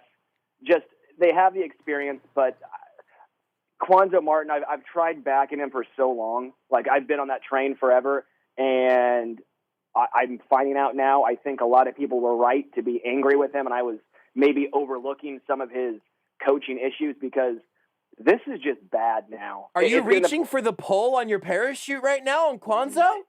My hand's there. It's not pulling it yet, but it's like, okay, maybe at 100 feet, maybe in like 3 more games. If you lose 3 more games in a row like this, then yes, that will have been pulled, and I would probably have already hit in the ground. Right, that is the concern. Meanwhile, not too far down the road, Bruce Weber is just playing with actual peach baskets at this point. Like, no, we're good over here actually, and you're ready to fire Quanzo. They were ranked 10th. Yeah, yep. So is Bruce Pearl still available? Can he come? Where is Bruce Pearl at this point? He's at Auburn. Is he still at Auburn? Auburn. Good for him. Yeah, phenomenal. Right. He's actually doing a great job there too. Okay. Which is, well, I mean, of course, he's probably cheating a little bit. I mean, are they in a little? Are they in a little bit of trouble? Sure, but hey. I was thinking that there had been a Bruce Pearl question mark at some point recently, but I might just be looking in the crystal ball a little bit. Not that there's any reason to expect that. There's a lot of reason to expect. Bruce Pearl's the reason. It's Bruce Pearl. It's literally just it's who he is as a person. He's like a guy who was like in a fraternity who just never grew up, just like some 19-year-old who just like randomly takes his shirt off because he's kind of overweight and so it's funny, but he just keeps doing it and he's like a 55-year-old man. It's like I think it's shtick and it's very funny because he's actually a good head coach and it makes 0 sense. You guys both pretty quickly said he's doing a good job at Auburn. I believe you said that verbatim, Sterling. So this year they're 11-11. They're 500. But they're lower than Mizzou in the SEC, no, Sterling. He was in the Final Four 2 years ago, and I think like one of their best players was out this year. Sharif Cooper didn't join the team until like a couple weeks ago. You just gave him credit for everything's fine there, but it's the standards thing again. For his career, but like for his time at Auburn, sure. like the organization is in a good. Their team is in a good spot. But where has Mizzou been in recent history? Like this Not is good. still. I feel like we've gotten out ahead of ourselves a little bit. I feel like firing Quanzo Martin at the end of the most successful season we've seen in a minute might just be a little spicy at this point. Hey, Brisco, I didn't say fire him. I said you said die by hitting the ground after jumping out of an airplane. Well, I mean, didn't say fired. You did. I didn't say fired. You said you weren't pulling the parachute. Yeah, you said you were going to pass on impact. Give me your quick Andrew Benintendi take, and then also if you prefer the nickname Andrew Chicken Tendies, Andrew Super Nintendies, or what was the other one that followed him in Boston? Benny Biceps. Benny Biceps. Benny Biceps. Which of those 3 nicknames do you like the most? So I went with Benny and the Jets if the Royals still allowed a bases. I thought Benny and the Jets would be great. Don't That's hate a that. walkout song too. That could be a Charlie Hustle shirt for sure. Yeah, you like Mondesi and Whit Merrifield to the side of him. Like that would be very good. That'd be a strong shirt. He has to be good for that to work, though. Andrew Or Chicken just- Tindies, he can be hit anything. 125. Or you just pull the Sandlot thing and you just go straight Benny the Jet. Not and the Jets. Just Benny the Jet. That's also, sure. Yeah. Sure. Sandlot's great. Also, but before I give my quick thoughts on this trade, just because as this show typically does, we go off topic, I wanted to make a shirt where Did you listen to the first hour? Well, I heard people say they want like the Chiefs have a chip on their shoulder, and so I said a shirt with Andy Reid eating barbecue, and then have like a barbecue chip on his shoulder. I think that'd be pretty good. I think someone, maybe Frank Clark, had a shirt that had like a literal chip on the shoulder, like last offseason. It was just like a screen printed on chip. It might have been. I think it was a Defender. I'm not sure, but I imagine It sounds like something Frank Clark would do. It really does. I mean, that's the God's honest truth. It's probably Frank Clark. It just sounds very Frank Clarky, but sure, there's that. Yeah. Which nickname are you? Which nickname are you picking other than your own? Benny Biceps, because you got to take it for Alex Gordon, and Alex Gordon was obviously a absolute hunk. So dude had some biceps. You gotta beef up in the biceps category. So we need to go round 2 with Benintendi. Is Benintendi now the hunkiest Royal in your opinion? Oh, that's a tough question there, Brisco. You're asking hard hitting questions right now. You brought it up. 8-10. Yeah, you brought it up. I'll have to get back with you. I'll have to take a quick look. I'm going through the roster right now. I'm also looking at more pictures of Andrew Benintendi. Open up that private browser. I'm just going to the Royals. I mean, Josh is not ashamed. No, of the searches here. I mean, I'm literally talking through it on radio at the moment, so sure, as one does. Seems like I don't really have much shame at this point. What did you think about the trade, though? Did you have any? Yeah, I have very strong thoughts on this. Oh, very okay. Yeah. Jeez, all right. Let me scoot back from the microphone. My God, this was one of the best trades in Royals' recent memory. This is one that I think is one that the Royals should have been making all along. I don't know what is going on with Boston. I have no idea if Bill O'Brien took over the Red Sox, but I am absolutely loving this. You get a guy who was a number 1 or number 2, depending on where you looked at, prospect in 2017. He's had 2 to 3 good seasons in the majors, was progressing extremely nicely until the oblique injury in 2019. 2020 is an absolute wash. Dude played in 14 games while injured. If you consider that, then you have to take into account how much he absolutely rakes at Kaufman, which are, again, 2 terribly small sample sizes. So at the end of the day, you're getting a top prospect who has already performed, and you gave up Franchi Cordero, who, by the way, is only 2 months younger than Benintendi. But all of a sudden, Cordero is bursting with potential, while Benintendi has already done it and actually was a top prospect. You give Khalil Lee, who was basically, I don't want to say expendable, because I think Khalil Lee was a potential major leaguer, but maybe a 4th outfielder. Yeah. He had a lot of holes in his game. So you give maybe a 4th outfielder, a dude who was not put it together in Cordero, who, by the way, was traded for Kim Hill. You basically gave up a loogie for Andrew Benintendi. Yeah, I will take that all day and twice on Sunday. So to me, I have no idea what the Red Sox are doing, but as a Royals fan, this is phenomenal. Even if he just bats like 270 and he bats his 2019 season instead of 2018, that's above average. That's better than Gordon was doing his past 4 seasons or 3 seasons in Kaufman. That's still going to be a top 4 or 5 hitter on this Royals team. That's still a professional at bat. So I absolutely love this trade, not only for now, but for the future. Whenever you said I'll take that every day and twice on Sundays, it was like a young Jim Rome popped into my headphones, punched me in the face, told me to rack them, and then left again. It was wild. It's even more exaggerated on the phone because it kind of evens out the tone. It's very startling, Sterling. Are you going to play the not a good call? That was a bad call. That little outro he does whenever it's a bad call. I feel like Beard should have that gist. There's no way Beard knows what you're talking about. Yeah. No. Nah, that's true. That's a pull. I know what you're That's a talking reach. about. I've heard enough of the Jim Rome show. I know exactly what you're talking about. Yeah, it's just if it wasn't NBA specific, there's very little chance. Or the lacrosse team that's talking about phalluses. So yeah, the whip snakes, water dogs, cannons, and redwoods.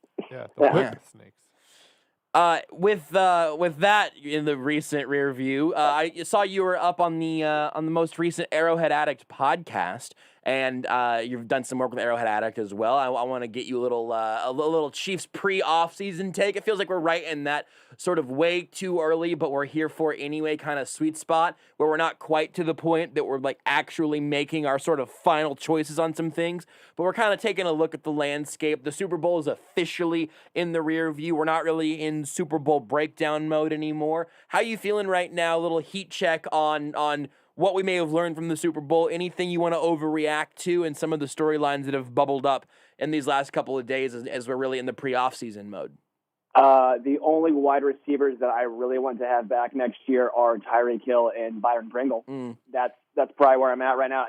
Honestly, that was like hot if you went into the Super Bowl saying that, and now everyone came out of it going, okay, that's the most moderate take you can possibly have. and the thing is, I like McCole Hardman. I think he's a great guy. I think he, maybe has a lot of talent and potential, the word that a lot of Royals fans like to use. Just with McCole Hardman, though, he's not seemingly grown. His numbers from his rookie year to his second year, while he has more yards, his yards per reception went way down. He was not as effective. And when you notice, it's something that stood out to me. When Holmes missed to McCole, he missed to him way more than any other receiver. And then after the game and post games, McCole never really said it was on him. He almost tried to slide the blame on Mahomes a few times, and you're sitting there like, I'm not hearing Sammy, I'm not hearing D-Rob, I'm not hearing Tyreek or Travis say anything about this. Why is it just all of a sudden when he's thrown to you, there's some issue? And he came out and said he gets tired when people say he's only a speed guy and can't run, the wide receiver route tree. And I'm like, well, dude, you haven't shown it. We're not just going to sit here and just talk you up and say how good you are when all these guys that went after you are turning into studs in the NFL, and you're sitting here. And again, it's going to sound bad, but almost like D'Anthony Thomas. It's just, to me, it's just a little frustrating. Brett Veach has not hit on a lot of these early round draft picks, and I think we're starting to see the repercussions. The Breland Speaks, the McCole Hardmans, to an extent, Clyde Edwards-Helaire, just from where you drafted him. So maybe my main overreaction early on is Brett Veach has actually struggled drafting, especially in 2018, and we're seeing the after effects right now. I think, first of all, I think the kind of wide receiver overreaction, I'm continuing to call it an overreaction, but I agree with it. Like, I think that's the one that I don't mind the little knee jerk there, because it was so disappointing on so many levels. And I don't think that they should try to flip McCole Hardman for a mid-round draft pick right now. Like, I think that they're in on a certain level that I'm interested to just let him continue, let him develop another offseason, see what he does next year and all that stuff. But I don't think it's reasonable to expect Hardman to take a leap from year 2 to year 3, because there was just so little movement from year 1 to year 2. Also, do you know, I'll tell you this, he played 45% of the snaps in his rookie season offensively. Do you know what percentage of snaps he played this last year? Dude couldn't get above D-Rob, and Byron Pringle was stealing snaps. And that's with a just in-the-body shop Sammy Watkins. I'm going to say like 37%. You think it went down from year 1 to year 2? Dude, I didn't even see on the – dude. You ruined my game. It's also 45%. He played the exact same percentage year 1 to year 2. Yeah. You got to guess like 95% so I can be impactful. So you'd be like, whoa, but actually check this out. That's all right. That's a learned skill. In fairness, Brisco, I watch every game and check the snap counts after them. So, so did I, but I forgot. You got close. Yeah, that's fine. You got close. And I was very bullish on McCole after his rookie season. Me too. That's the thing. I think that at this point, it would just be silly to have to take this offseason of like, this is the year McCole Hardman all puts it together. And if he surprises us, great. It'll be a wonderful surprise that I'll be very happy to have on this team. And if he doesn't, then I'm not going to be hurt again, which I was it's like this Mizzou. year. It's like Mizzou. I'm not getting back on the roller coaster that's only half finished. It's the draft thing I think is also interesting. It's something that I imagine we'll probably talk about here later this week, certainly at some point this offseason, where having Patrick Mahomes cures a lot of ills, right? And there have been some guys later in drafts. Derek Nottie, 3rd-round pick, is fine. Nobody else from that draft is doing anything of any significance from 2018. That draft class is brutal. 2019, they took McCole Hardman. I understand that. I don't think that pick is like miserable by the logic or whatever, which not to be super incendiary once again, but the logic of drafting Clyde Edwards-Helaire in the first round, I don't think held up at the time. Drafting McCole Hardman there, especially because they didn't know what was going to happen with Tyreek Hill, I get it. They did also take him over DK Metcalf, and that always hurts. And Terry McLaughlin, I don't know how to say his last name. I always think it's like the singer that sings that sad song in dog commercials.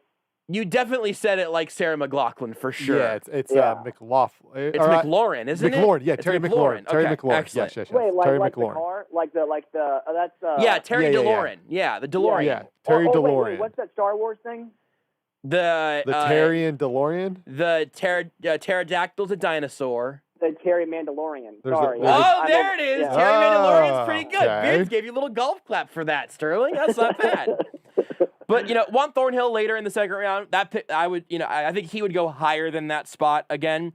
And then even you find guys like Rashad Fenton in the 6th, Nick Allegretti in the 7th, cool. Then we don't know about Willie Gay yet. We don't know about Lucas Niang yet. Clyde in the 1st round, meh. L'Jarius Sneed in the 4th is a great pick. Michael Dana in the 5th, fine. That as a role player, that's fine. But their top picks have not cashed out, and the percentage of hits, even as you acknowledge, I think that the draft is largely a crapshoot. It's a disappointing set of results, especially when you have to also deal with the fact that they traded up for Speaks and Hardman, and a lot of these guys they actually ended up moving up for in years past. It's just not as productive a haul as you would expect from a GM that we largely, I think, feel pretty good about. Yeah, and I really like Brett Veach. I think he's an absolute wizard what he's done with the cap. He went from not being able to buy a PS4 to all of a sudden spending like $500 million, and you go, okay, pal, where did this come up from? Are you are you laundering money? Yes. Like I go, are you on Ozone? How is this happening? But no, at the end of the day, you can hit on L'Jarius, and that's fantastic. Like you love seeing that, but you can't go whole draft classes without impact players. Yeah. Like I think Derek Nottie played 30% of snaps or so, and that's your main guy from that one draft the year before. That's not going to cut it. And Clyde Edwards-Helaire, I think everyone knew going into that, or at least most of us knew who were pretty into analytics. Hey, Sterling, not everyone knew, because I have a Twitter, and so I know that not everyone agreed with us. But sorry, go ahead. I just wanted to make that point that not everyone agreed with us. The Chiefs didn't agree with you. That's true. Anyone who somewhat knew about analytics said that, hey, this maybe is going to be a bad pick if you draft a running back here, and then you find out, well, he got outrushed and outplayed by James Robinson. Hey, man, he was the Chiefs. The Chiefs decided he was the Rookie of the Year. So why don't you shut up, Sterling? Yeah, and that has nothing to do with publicity because it's not like L'Jarius Sneed was actually a stud and maybe a contender for defensive Rookie of the Year. But no, let's give it to the first round to make the organization look good. I didn't say any of those things. The opinions of Sterling Holmes does not necessarily reflect the opinions of Joshua Brisco, except when they do, like that one just then. Yeah, thank you. You're welcome. But no, at the end of the day, at some point we have to. As much as we love Brett Veach, we still have to say, hey, maybe these things he's not doing as well. Yep. And it's only fair. I mean, if we just basically said the entire time, okay, the Chiefs are the best team in the world, every single player is the best, we'd be lying. You're just being a blind fan, and at that point, eventually, like Mizzou, the other foot's going to drop, and it's going to be a disaster. So, I'm high on Willie Gay. I'm high on Lucas Niang. I like L'Jarius Sneed. But still, you got to start hitting on these first rounders, the guys that have the fifth-year options, if you want to continue to have success once a lot of these even larger contracts start coming up. Is it true that they used to call you Rolling Blackout in college? I thought it was Rudy's nickname. I think that it was definitely Rudy in Kentucky. Kentucky Rudy was definitely Rolling Blackout. Yeah. I imagine you also had your share of Rolling Blackouts. No. More of a rolling falling asleep on the couch before everybody else. That's fair. Listening to Led Zeppelin. How's that sound? Rolling, listening to Led Zeppelin, and falling on the couch at 9:30 p.m. That's what they called you. Yeah, very good. And then Red Hot Chili Peppers too. Just both those. Just flip them back and forth. They're interchangeable. This name's getting too long, Sterling. Beards, do you know the royalty-free music that sounds sort of like Red Hot Chili Peppers song? No, but also to Beard's point, I still think as long as that was, I think it was shorter than Salt and Lamakia. I mean, you had some pretty good jokes this segment, so you were due for a stinker. Oh, come on. That was pretty good. It was the longest name in baseball history. Beers, don't worry about it. We'll say that for next time. We'll play a game with Sterling next time we have him on. Sterling, lick your wounds. Stop watching Mizzou. Don't go watch the highlights. It's not worth it. We'll talk to you again soon. All right, thanks, Brisco. Sterling Holmes of Darren and Sterling on ESPN Kansas City. Also on all over the place on Arrowhead Addict, on the most recent Arrowhead Addict podcast. Follow him on Twitter at HomestretchKC for more of your must. I was going to ask him about the puppy. I was going to ask him how the having a puppy was going. Oh, yeah. We'll get there next time. He was telling me about it today. Apparently, the puppy has to go to the bathroom a lot throughout the night, so he's not sleeping a lot. Yeah, he mentioned that a couple days ago to me that the puppy had fallen asleep on his pillow. Oh. And then, well, you say, "Aw," but then Sterling, like literally at that point, I think just needed to sleep in a doghouse. Like that was like his only. You can't move the puppy; it's on your pillow. It's a new puppy. You got a couch, right? That puppy is going to be so poorly behaved. Can you imagine Sterling scolding a dog? No, there's no chance. I think if Sterling tried to scold a dog, it would pee on the floor as an act of rebellion. I cannot imagine that working out well for him. Follow him on Twitter at HomestretchKC. Whenever we come back, we'll, I don't know, talk about the Chiefs' offseason coming up, or I'll get distracted by some other random garbage during the commercial break. Did you know you can listen to Almost Entirely Sports anywhere, anytime? Well, you can. Just search for Almost Entirely Sports wherever you get your podcasts. Hey, Kansas City, how about a new career that is economic and pandemic-proof? How about the chance to get paid to learn a trade? Anthony Plumbing, Heating, Cooling, and Electric has a career for you. Reach out to them today at anthonyphce.com/careers or call 913-268-4669 and see how you can get a paycheck while you learn. Again, 913-268-4669. Anthony Plumbing, Heating, and Cooling. Technicians you can trust with your house keys. What makes Bushnell Bushnell? Innovation, precision, hard work. The Bushnell likes knowing that each rangefinder, rifle scope, and binocular around the world is Kansas City through and through. Designed by our neighbors, family, and friends, 300 strong, who support their families and this great city by making some of the best outdoor gear on the planet. Bushnell thanks Kansas City for being home for more than 28 years and making every Bushnell special. Come find your next homegrown Bushnell at your local retailer or on Bushnell.com. You know what makes good sense? Staying safe this holiday season while spending time with your family and friends. Let us cater your safe and happy holidays. Now that makes good sense. So take us home to your family. Who's to say you can't buy love? Just take a bite of a good sense of good sense. Good sense makes good sense. Whether you're looking for energy savings for the winter or updating your home office or man cave, One Stop Decorating is the place for beautiful, energy-efficient window coverings. One Stop Decorating offers free in-home or virtual consultations, or you can come into one of their 3 beautiful showrooms to see all the window coverings in their Hunter Douglas galleries. Ask about smart shades that can be controlled by Google, Alexa, and HomeKit. 913-270-0408. 913-270-0408 or onestopdecorating.com. Your home, your windows, your style. Winter is coming, so plan now to keep those bugs out with Augustine Exterminators. Now is the time to establish and or maintain a barrier around your house. Don't let it break down. At Augustine Exterminators, they have you covered. Augustine Exterminators is a family-owned, local business since 1966. All of their techs are certified in both Missouri and Kansas. In fact, check out their amazing reviews from all their KC area customers. They're also a Quality Pro and Green Pro company. Augustine also does carpet, rug, air duct, and tile cleaning. They have an excellent referral program as well. Refer a new customer, and you and they get $25 off their next service. That's right. Refer a friend, and you both get $25 off your next service. Shop and buy local with Augustine Exterminators. Call Augustine Exterminators today at 913-359-8627 or go online at AugustineExterminators.com. And Augustine is looking for qualified technicians. So call today at 913-359-8627.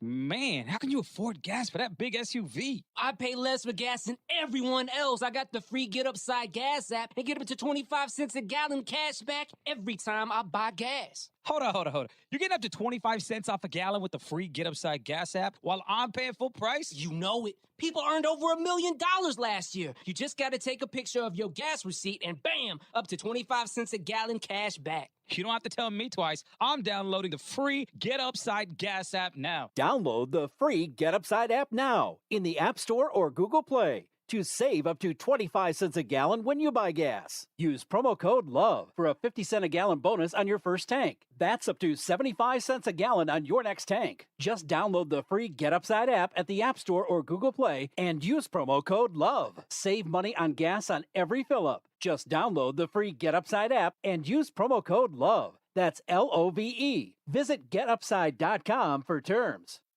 This is Almost Entirely Sports with Joshua Brisco. Watching good teams lose with their poor quarterback play is kind of sad, except for whenever it's the Broncos, and then it's hilarious. On Sports Radio 810 WHB. Thanks again to Sterling Holmes for joining us, complaining about Mizzou, talking about how much he loves the Andrew Benintendi trade, and giving us a Brett Veach NFL draft hot take. It's not that hot a take. It's a good take, I think, also, but something that we haven't fully gotten to yet this week. Also, something I want to mention, I've got some, really I'm narrowcasting mostly to the people who listen on Twitch, watch the show on Twitch. First of all, if you like the show, cannot encourage you enough to watch the show on the Sports Radio 810 Facebook, Twitch, and YouTube pages. All at the same time. All of them, all in different tabs. Have 4 tabs open. There's only every 3. Video. I just listed 3. Almost Entirely Sports Facebook page. That's true. I suppose that's also fair. And then also 810WHB.com. You can just stream the audio there, download the podcast, and then turn on your terrestrial radio. And have them all playing with their various delays at full speed, full volume. And then we need a reverse headphone splitter so that it takes a whole bunch of audio sources directly into your headphones. A mixer. You're using one right now, Beards. You are using one of those right now. Well, listen. Not everybody can afford one of these. We have 5 of those in this building right now. I think that Beards wasn't for sure what the device was. Right. It's a device that takes audio from multiple streams. That's going to take audio from maybe 3 different microphones. But and then occasionally a computer, maybe a commercial system, and it's just going to put it all into one thing. The visual I had in my head is, you know what a headphone splitter is, where it's the wire that has 2, basically the reverse of that, but for your headphones. That's what I was thinking there. That also exists. Okay, cool. It's a headphone splitter. Then go buy no. You can plug it in. You can other way around. You can do that. I don't think so. A mixer is what I would suggest. Well, if you have the money to do it, then go ahead. I'm not saying it's super affordable. I'm saying that thing exists and you're currently touching it. Only. If someone could invent this device, and maybe you can adjust the volume of each thing independently. Hear me out. That'll never happen. It's chicken. But instead of putting it on a grill, it was in some sort of oil. But what if you put? So it made it a little. It kind of maybe made it a little almost not necessarily crispy, but gave a breading on the outside. That doesn't sound like it would catch on, you guys. Here's what I'm thinking, Rudy. Beard, shut up, Beards. Here's what I'm thinking, Rudy. You know grilled chicken sandwiches. Yeah. How good they are. Very good. You've got maybe the best way to consume chicken. I would maybe the best food that exists. It's so you got grilled chicken, and you got bread kind of on top it and bread below it. Yeah. But what if you could make chicken that kind of had the bread around it already, and then you made it really hot. So are you grilling in it? oil. That sounds stupid. No, I'm thinking you want it to stay moisturized. Okay. So you could dump it in oil like you do with French fries. Ooh. Which in this universe already do exist. Of course. And it's literally like chicken fries. Oh. Chicken fries. You like chicken fries with bread around them already. My mind's blown. It's like a tortilla wrap, but maybe smaller pieces. Next thing you're gonna tell me there's a different way to eat a taco than with a crunchy shell. Whew. What other things would you like to invent, Beards? So what about What if there was some sort of device? Really a good host. You know how football's really popular. Okay, now hear me out here. Okay. This is crazy. Okay. What if we took like a basket? Why was Rudy so off center on the video? Because he's Because leaning I leaned back. back. What if okay. we took like All a right. basket? No, that's fine. No, relax. Yeah. You're really getting, Okay. What? it's just brainstorming It's mode. just like a basket, right? And Like you a put basket. it up. You put it like kind of up in the air. How? What you throw it up in the air? You just toss it up The basket is it is being held up somehow. However by a person. Honestly, it could be just sitting on top of something. It could be on a pole, maybe. You know what? Pole's not bad. Let's do a Pole's not poll. bad. Let's do a poll. Okay. So you put a basket on a pole. Yeah. And so instead of the football where you throw it to we'll people, call it pole ball. You throw it in a basket. Now polo. The problem is That the exists already, shape of Beard, a so don't be dumb. football is it's probably not great to like try to throw into a basket that's like up in the air. So maybe we need to change the shape of it. You're inventing basketball that exists already. Oh, okay. Yeah, it's crazy that exists Yeah, already. You didn't know that. gotcha. Wow, what a silly boy you are. I'm sorry. Didn't know that basketball existed Okay, now already. what if there was a team that only liked white players that played the sport? In That clearly in can't fairness, exist. it's the entire city. Beards, you do get a dub today if you just take it. I'm here. What happened with that team with a very racist history and a city with a very racist history whenever they played a team with a Rudy Salazar history today? Nikola Jokic was great. The Celtics beat the Nuggets They did. today. Yeah, they did. Why won't you just take that? I'm trying to We give you talked about some it free earlier. points. But it just came up. I wish they would invent some sort of device that Beards could put over his ear so he would hear the things that we're saying. Ooh, it like amplified the sound? Like or really, just amplify his yeah. listening comprehension levels. I need some earmuffs. That's what I need. Yeah, but like earmuffs that play sound. No, I need the opposite. I need them to deaden sound. Well, he broke those. He had them, but he broke them. I did.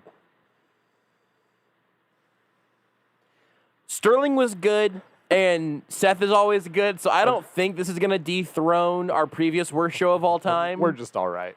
But the two of them are going to be the two. Our plus minus, Sterling's plus minus through the roof, Seth's plus minus is going to be incredible. We are the Denver Nuggets, and Seth and Sterling are Jokic tonight. Okay, yeah, I'm good with that. Yeah, that's fine. But the three of us are the rest of the Nuggets. Sterling's Jamal Murray. I was just gonna say Seth that. Sterling is Jamal Murray. Is Nikola Jokic. Yeah. I'm pulling up the we Denver's are, roster. and we are, because here's the thing, Beards, Monte Morris, Gary Harris, I feel Paul like I'm Gary Millsap, Will Harris. Barton, and somebody else who I'm now forgetting were out today, so you can't use those players. So, Dang it. Okay. Beards, you're JaMychal Green. I'll take it. I'll be. I think Beard should be Michael Porter Jr. because he's had. Here's the thing. Yeah. Beard should be Michael Porter Jr. because Beard has also had long unexplained absences. Good point. You're Facu Campazzo. Whoa, Facu Campazzo, you. Just a little Argentinian man. Oh, okay. Argentinian man. I'll be JaMychal wild Green. pass the other day. Nobody really knows where he came from, but he's just now on the team now, and he'll knock down an open three here and there.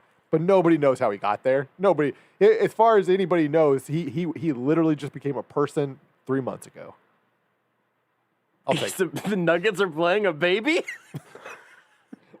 a 6'8" baby. The Nuggets are playing a 6'8", 3-month-old 6'8" baby? Wow. The thing I was gonna say to all of the people watching on our various visual streams, I've got two I don't know why updates. you would be after this. I honestly, dude, It's very true. I mean, if Lebo, like, if I got a text from Lebo after the show and was like, "Hey, man, what happened?" I would not have an answer. It just said you're done. Yep. Yeah, but yeah, that's fine. Understandable. No, we know. Yeah. Thank you.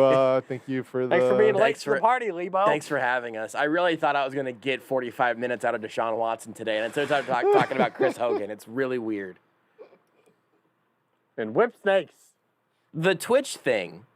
Oh, yeah, that. I've got a very exciting update, and then also some stuff like, under construction sign up here. Had a couple people on Twitch asking about the mid-roll, the pre-roll ads that are showing up during the stream at unideal times. Mid-roll ads. I guess they're mid-rolls at that point. Yeah. We'll have to figure that out. That's not gonna stay that way forever, probably. What is an update though, is we have gotten through the affiliate program, and I have submitted 3 custom emotes that just need to be approved. No show tomorrow night. My hope, fingers crossed, knock on wood, is that we have our 3 brand new custom emotes show up for Thursday night show. That'd be pretty cool. I'm pretty excited. Are we teasing what they are? I don't know. The Rudy and Beards have seen them both.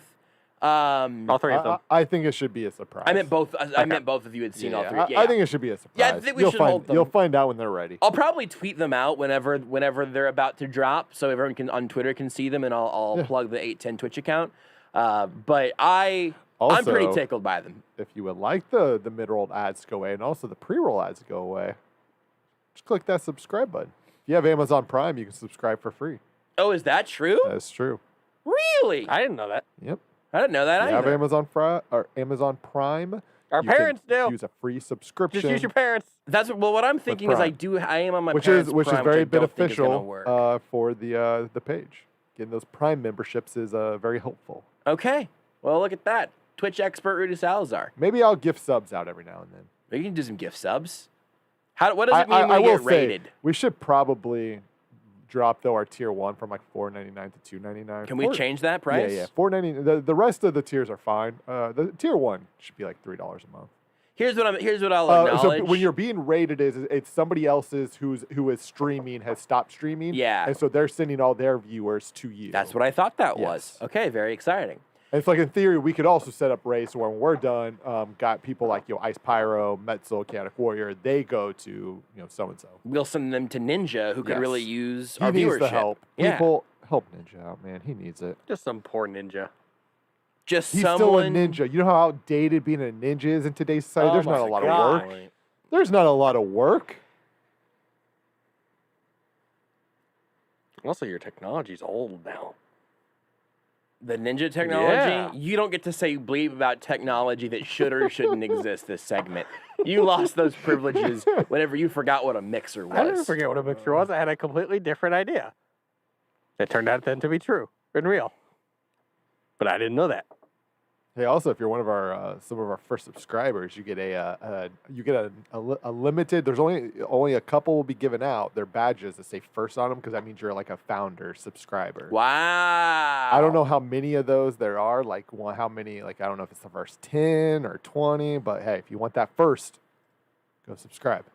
I'll see. 2009 YouTube comment I section. think Tucker is actually. Tucker, did he subscribe with Prime? Yeah. I saw that. So that's a little bit up in the air. If you're not a Twitch user, this is probably totally useless to you. But so is most of if tonight's you're not, show. then you should be watching either Chaotic. on the Facebook or I know YouTube it says. pages. I know it says $4.99. Well, It's $5.99 current sub I price. mean, I'm on the sub. I think he typed. I think that's a typo because I'm on the sub thing. It says renews monthly $4.99. We'll lower that. We'll figure it. Yeah, that because here's the truth. If you have can Amazon go, Prime though, link your Prime up to Twitch and then subscribe with your Prime. Great. Also, you could watch it for free on Facebook or YouTube. True, but stay here.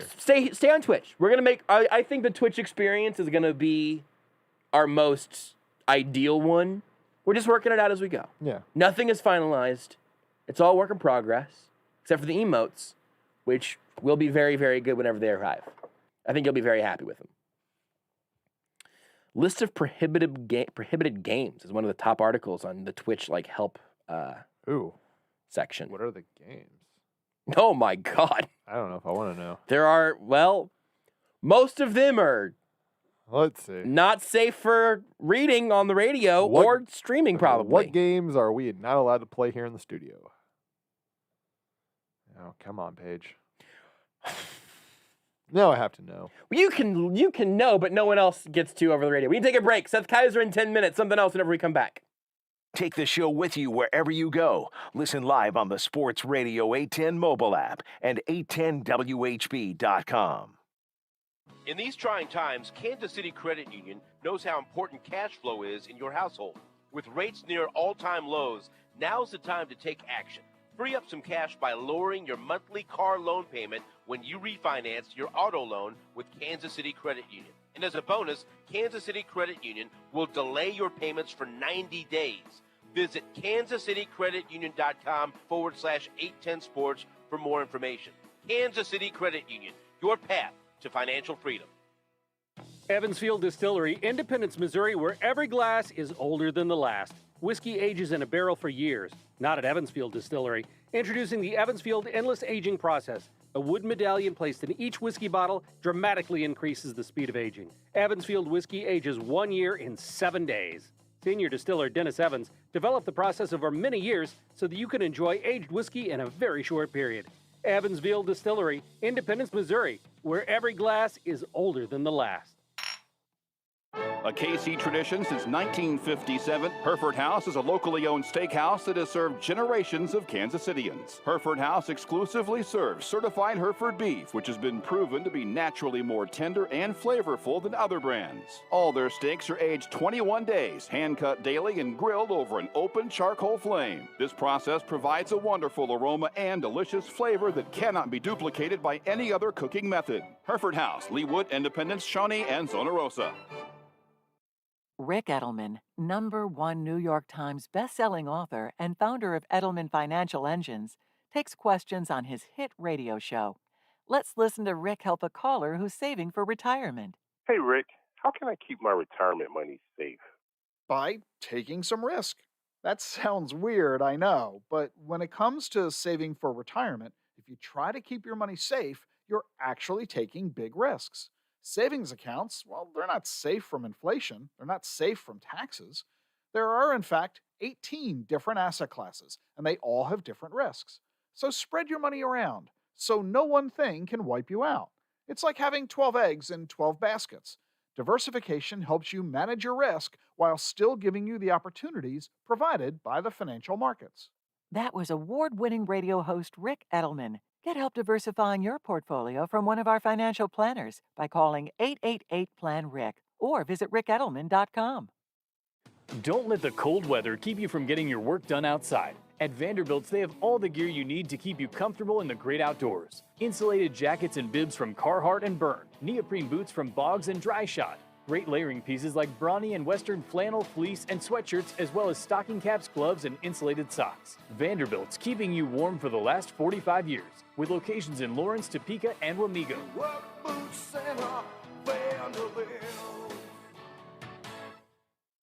This is Almost Entirely Sports with Joshua Brisco. I think today was not only a weird show, it was also at least okay. On Sports Radio 810.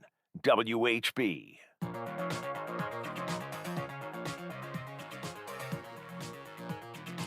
And just saw a tweet here from Bailey Carlin. Peers, I'd like to get your thoughts on this at your leisure. Uh-oh. We're coming up on 10 bleeping years since George R.R. Martin released his last book. Yeah. Woo. Do you think that's happening? I don't want to get macabre, but how old is George R.R. Martin? He's not as old as you'd think. Question for you, Josh.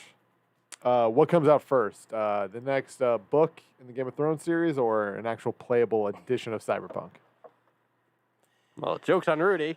That's already out. Yeah, no, I think with the loophole of needing a supercomputer that mines Bitcoin in its free time, I think Cyberpunk. So you guys know what George R.R. Martin looks like, right? Yeah. He's the same age as Samuel L. Jackson. Whoa. They're both 72. Whoa. Oh, that's a little older than I thought. Okay.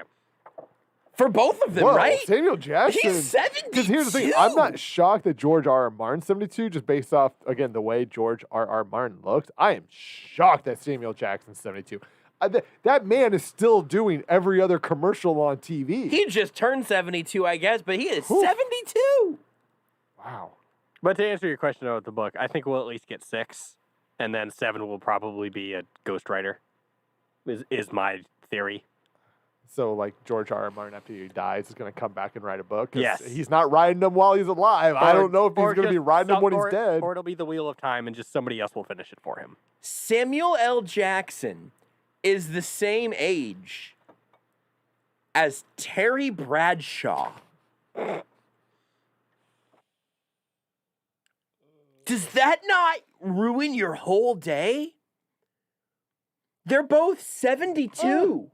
I wouldn't say it ruins my day. That is shocking. Made it more interesting. It's surprising. That is shocking to me. Yeah. I think of Terry Bradshaw as more or less a doddering old man that's just out there having a good time. Never wearing a shirt. And Samuel L. Jackson is like like he could reprise his role as Mace Windu right now, and I'd be like, yeah, that makes sense. Just a little bit of an older Mace Windu. By the way, Mace Windu was awesome. Underrated character. He was great. One of the most underrated Star Wars characters, I think. That's incredible. Do you know why he has a purple lightsaber? No. He asked George Lucas, he's like, I want a purple lightsaber. George was like, yeah, we can do purple. He literally asked for it, and he was like, yeah, sure, we'll give it to you. You're Samuel L. Jackson. He's a cool man. Samuel L. Jackson is the same age as Greg Popovich. He is a lot older than I would have guessed. Such a cool man. I just one more time. So, Greg Popovich, Terry Bradshaw, Richard Simmons, George Foreman, Al Gore. Richard Simmons is that old? Billy Crystal and Samuel L. Jackson and Steven Tyler and Stevie Nicks. Billy Crystal's that old? Are all 72. Ozzy Osbourne is the same age as Terry Bradshaw.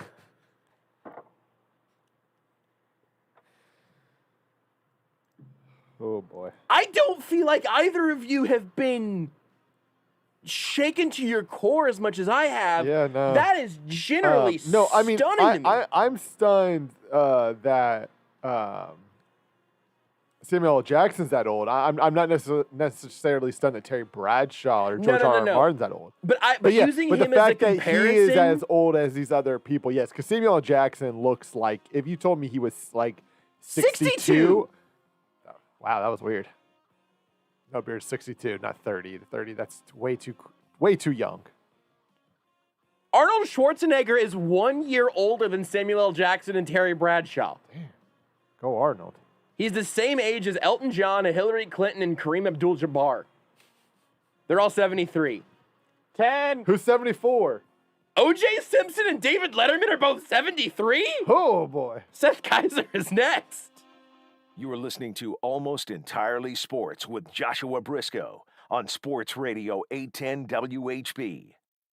It's Family Leisure's Factory Direct Hot Tub Sale. We have hot tubs coming in every week. No need to wait for months. Come get your dream hot tub today.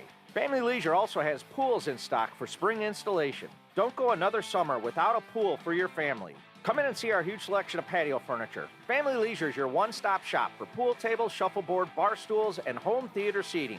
All priced to go. Mention 810 and save more at Family Leisure in Olathe. 913-888-7727. Awesome. The choice of a lawyer is an important decision and should not be based solely upon advertisements. I'm attorney Mike DiPasquale. After a car wreck, the last thing you want to do is trust the insurance company. These insurance companies try to rip off good people every single day. My law firm won't let you get ripped off. We'll fight to get you all the money you deserve, and you don't pay us a dime unless we win your case. If you've been hurt, call me. I've got this. Mike's got this. All you need to know. 816-888-7500. Mike's got this. Hi, this is Justin Cole, Private Wealth Manager at Creative Planning. Over the last few years, we have grown to one of the largest nationally recognized wealth management firms in the country. While we are proud of our success, we are most proud of our Kansas City roots. We were founded in Kansas City and remain headquartered here because there's no place we'd rather be. We're Kansas City strong. Thank you, Kansas City, for giving us a vibrant community in which to thrive. And thank you to our clients for putting your trust in us. We don't take this lightly. If you're not a client, we invite you to reach out for a free, no-obligation financial review with our experienced team of investment professionals, CPAs, and lawyers who will work together to build a comprehensive plan for you. You can find us at creativeplanning.com. That's creativeplanning.com. Or by calling 913-338-2727. 913-338-2727. Learn for yourself how Creative Planning has earned our recognition as a top national wealth advisory firm. You know what makes good sense? Staying safe this holiday season while spending time with your family and friends. Let us cater your safe and happy holidays. Now that makes good sense. So take us home to your family. Who's to say you can't buy love? Just take a bite of a good sense of good sense. Good sense makes If you're between the ages of 18 and 39, here's an amazing deal for you. You can become a young professional member at Tiffany Green's Golf Club. Monthly rates starting as low as $150 a month with unlimited golf, unlimited cart usage, unlimited practice range, member discounts, and much more. So get your friends and coworkers and join in on this amazing plan and start growing your friendships while enjoying the game of golf. Whether you come out and play as much as you can after work or enjoy the day on the course on the weekend, take advantage of the Young Professionals plan at Tiffany Green's Golf Club. Go to TiffanyGreensGolf.com.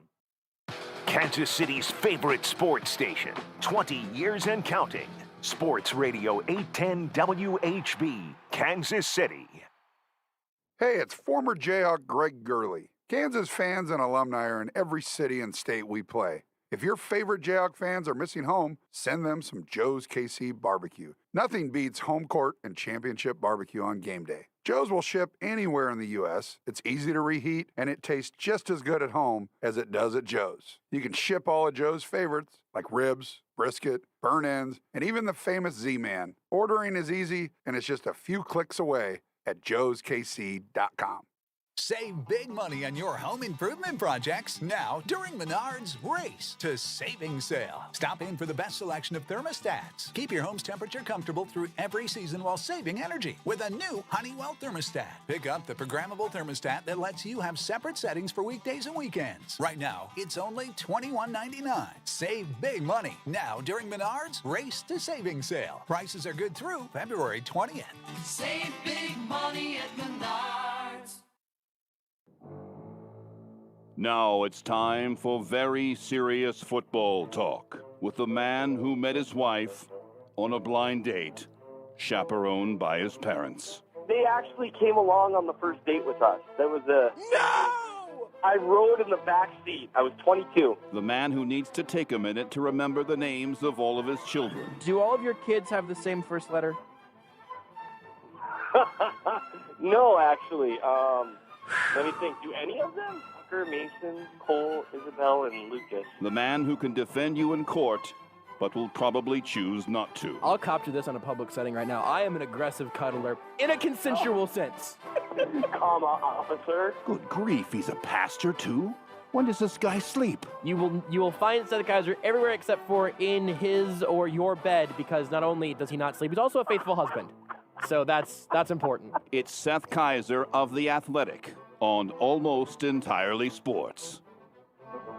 Our first true off-season Tuesday with Seth Keysor of the Chief of the North newsletter and of The Athletic and of the Times Ours podcast. New episode there coming tomorrow. Seth, I don't know how you've enjoyed or not enjoyed the fact that we are now in full-on off-season narrative discussion mode. It hit us pretty hard on the show last night. We did about 45 minutes on McCole Hardman and Sammy Watkins. It was weird. But most importantly, we here in Kansas City just had, a real Minnesotan kind of day yesterday. And people at this point, I think, are looking to you to be a guiding light into how we should be handling this cold winter, even as things have warmed up today. Sure. Well, I saw that you guys, so now you guys have gotten to see, people tend to treat all temperatures pretty similarly once you get into the teens. Yes. But that is not true. 0 degrees or let's go -5 degrees is a lot colder than 15 degrees. Yes. And now you guys have gotten to witness the glory that is, because didn't it get down to -10? Yeah, I think -7 was the coldest that I saw with my own eyes, but I think there were some negative double digits last night. Now that is cold. Yeah. So here's the funny thing, though, and I couldn't think of a non-convoluted way to tweet this. When you guys were experiencing -7, and this isn't a contest, -7 is very cold. So I'm just providing some foundation here for my expertise. When it was -7 for you guys, we actually hit -35 that night. And so now people, hopefully you see how much colder -5 is than, say, 15 degrees, because that's 20 degrees, right? Yeah. Now imagine a little more colder relatively again. So that's where we were at. Here's some really simple math, but I think I just did it in my head, and it really kind of hit me like a ton of bricks. So I'm guessing this is going to happen for some other people also. So like, you know, we've been hovering around 0. We've seen a lot of those screenshots that say -0 in weather apps, which has just been kind of funny. Everyone can go outside in 0 and go, wow, this is very cold. It's so cold. -35 is, again, very simple math here. -35 is the same difference as 35 degrees is away from 70. Think about how differently you dress and behave in 70-degree weather as opposed to 35. Now imagine 35 degrees colder than 0. And that's where it's like, that's where things really start freezing. Our washer cord is, or our cord, the line for water is frozen because it's got an exterior wall there. And that bad boy's not going to melt for another few days. Let me just tell you, there's nothing we can do about it. No, you guys are going to have some stinky clothes. That's just it. We got to go to the laundromat for the first time in a while. I got to tell you, I forgot how expensive the laundromat is. Interesting. It is holy crap expensive to go to the laundromat. To be fair, we had like 7 baskets, I think. Yeah, a lot of laundry. Because, you know, it was our entire family and like a week's worth of laundry. Yeah. And so, you know, $30 later, we had washed our clothes. No kidding. And yeah, it's really expensive. I think I got my washer dryer set for like $100. Well, and that's crazy. the thing is that's how they get you. Honestly, that's someone needs to find like a cheaper washer dryer to sell, like other than a used one, like what you did.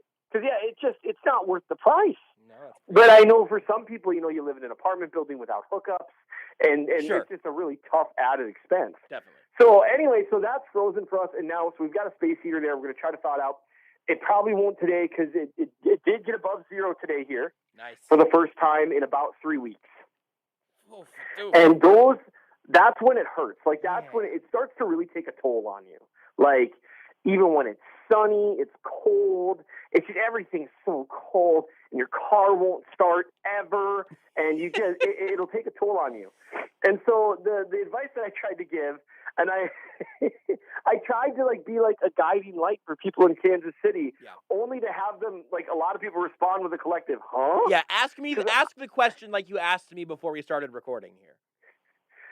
Well, do you know what it means to plug in your car? In the way that you phrase it, I think in context clues, I have a guess. But I definitely, if someone said I'm going to go home, plug in my car, and I'll talk to you after I get back, I would stare at them like an alien from another planet. Okay, so you don't see cars driving around with coming from like under their windshield a little bit, or maybe out of their grill, what looks like the end of an extension cord? No. What? With like a 3-prong, like a regular extension cord. No. Okay.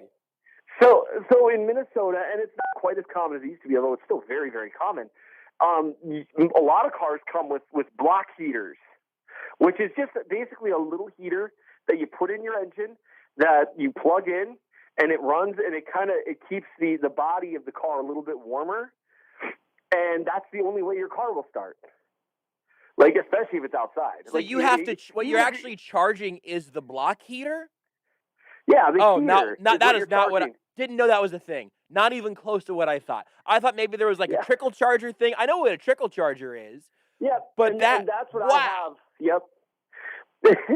And so that's one thing you can do. The problem with just having a trickle charger attached, which is what I did last night, is that doesn't keep like the fluids warmer. Sure. It doesn't keep the starter warm, because one of the problems is your starter gets so cold that it won't start right away, and starters kill your battery very quickly. Well, guess what? When it's cold, your battery's almost dead, and that's a bad combination. So I tried to give people this advice, hey, make sure to plug your car in, and the response I got was like, what are you talking about? I mean, and so I felt silly. No, you sound like you are researching penguin activity in Antarctica, and that this is a cool tip and trick that you've learned. Like that is. I mean, I've just never heard of that. I mean, I can't really say it any other way other than that doesn't mean anything to me until just now. Right, but now you understand, experiencing it now, how cold can just dominate your life. It can be so cold out that it siphons the energy out of you. Because I'm telling you, this is it. This is a Minnesotan telling you, good people of Kansas City, that is cold. -7 is cold. It's cold. It's miserable to be outside in. That is not a suck it up temperature. No. Once you get to single digits and then below 0, that's kind of gross. And the negative, it's rough. But help is on the way. But again, keep in mind, today, first day above 0 in 3 weeks here. That's insane.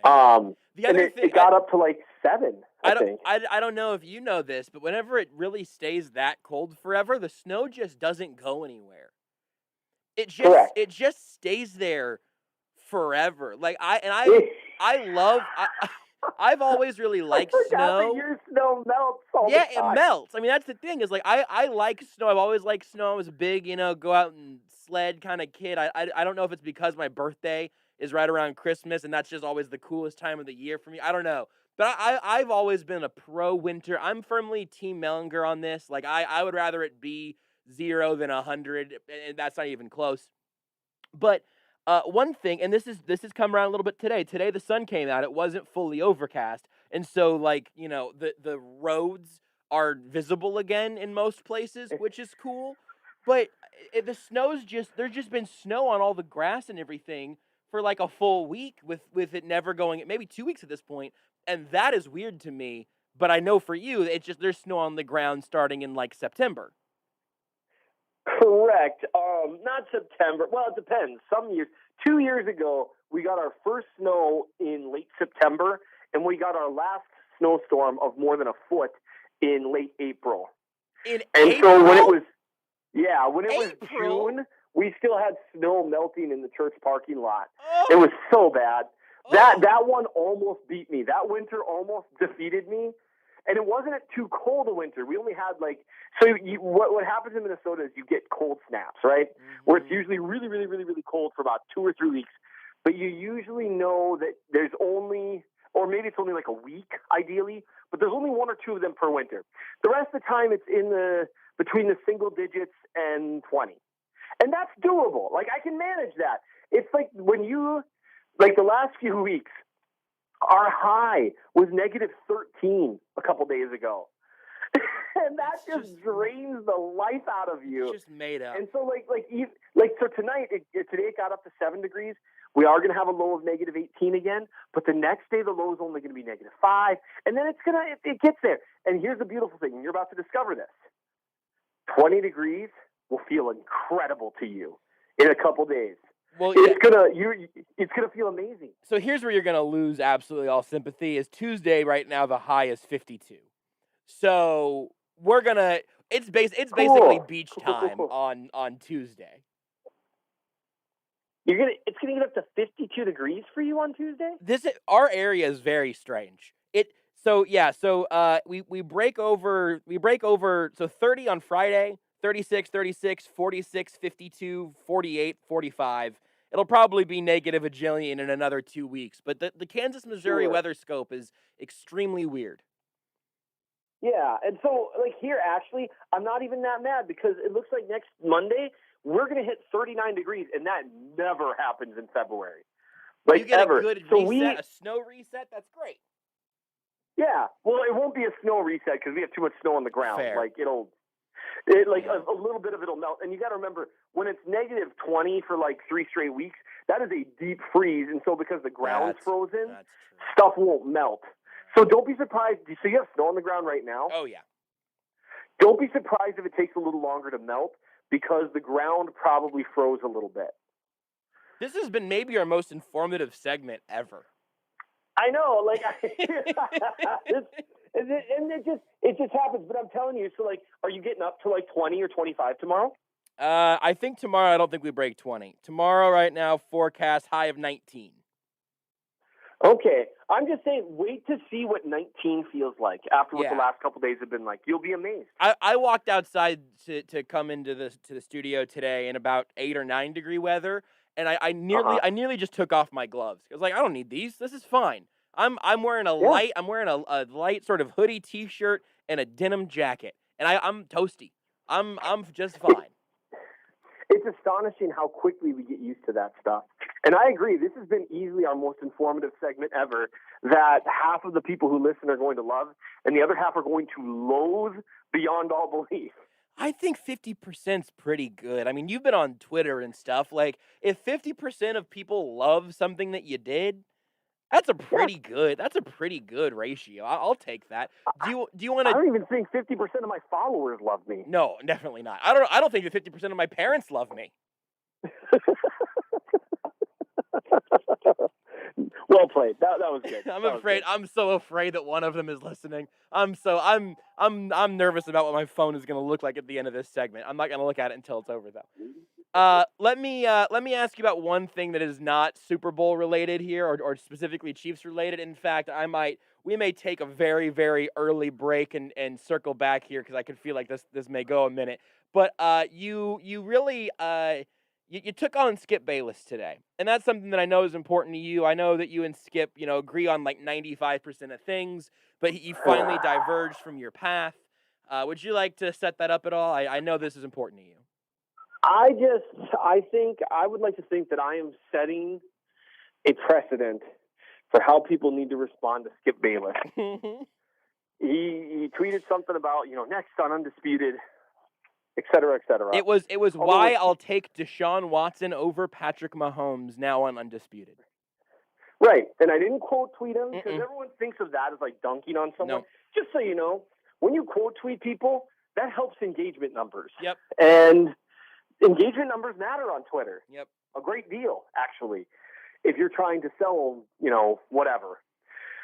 And so I just replied, and I said, no. And that's it. Just no.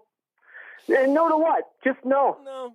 It's kind of similar to, the idea of, I was never really a single person in the game, as it were. I got married very young, thank goodness. But imagine you're in wherever it is young people congregate. You walk up to a gal, guy, whatever, and say, hey, how's it going? And they look at you and go, no. That's such a clear answer. It's like, no to what? Everything. Yeah. Just no. Let's not waste each other's time here. Just no. Just you keep moving, I'll keep moving. We're good. Yeah. Let's all just continue to have a good day and no. And so that's how I'm going to respond to things like that from now on, because it really is unfortunate, some of the narratives that have come from the Super Bowl. And yeah, to me, it's not even worth the time to continually to debunk them one at a time, because at this point, if someone thinks a certain thing about the Super Bowl, they're either a fan of another team and have an axe to grind, or they're just being willfully ignorant. Yeah.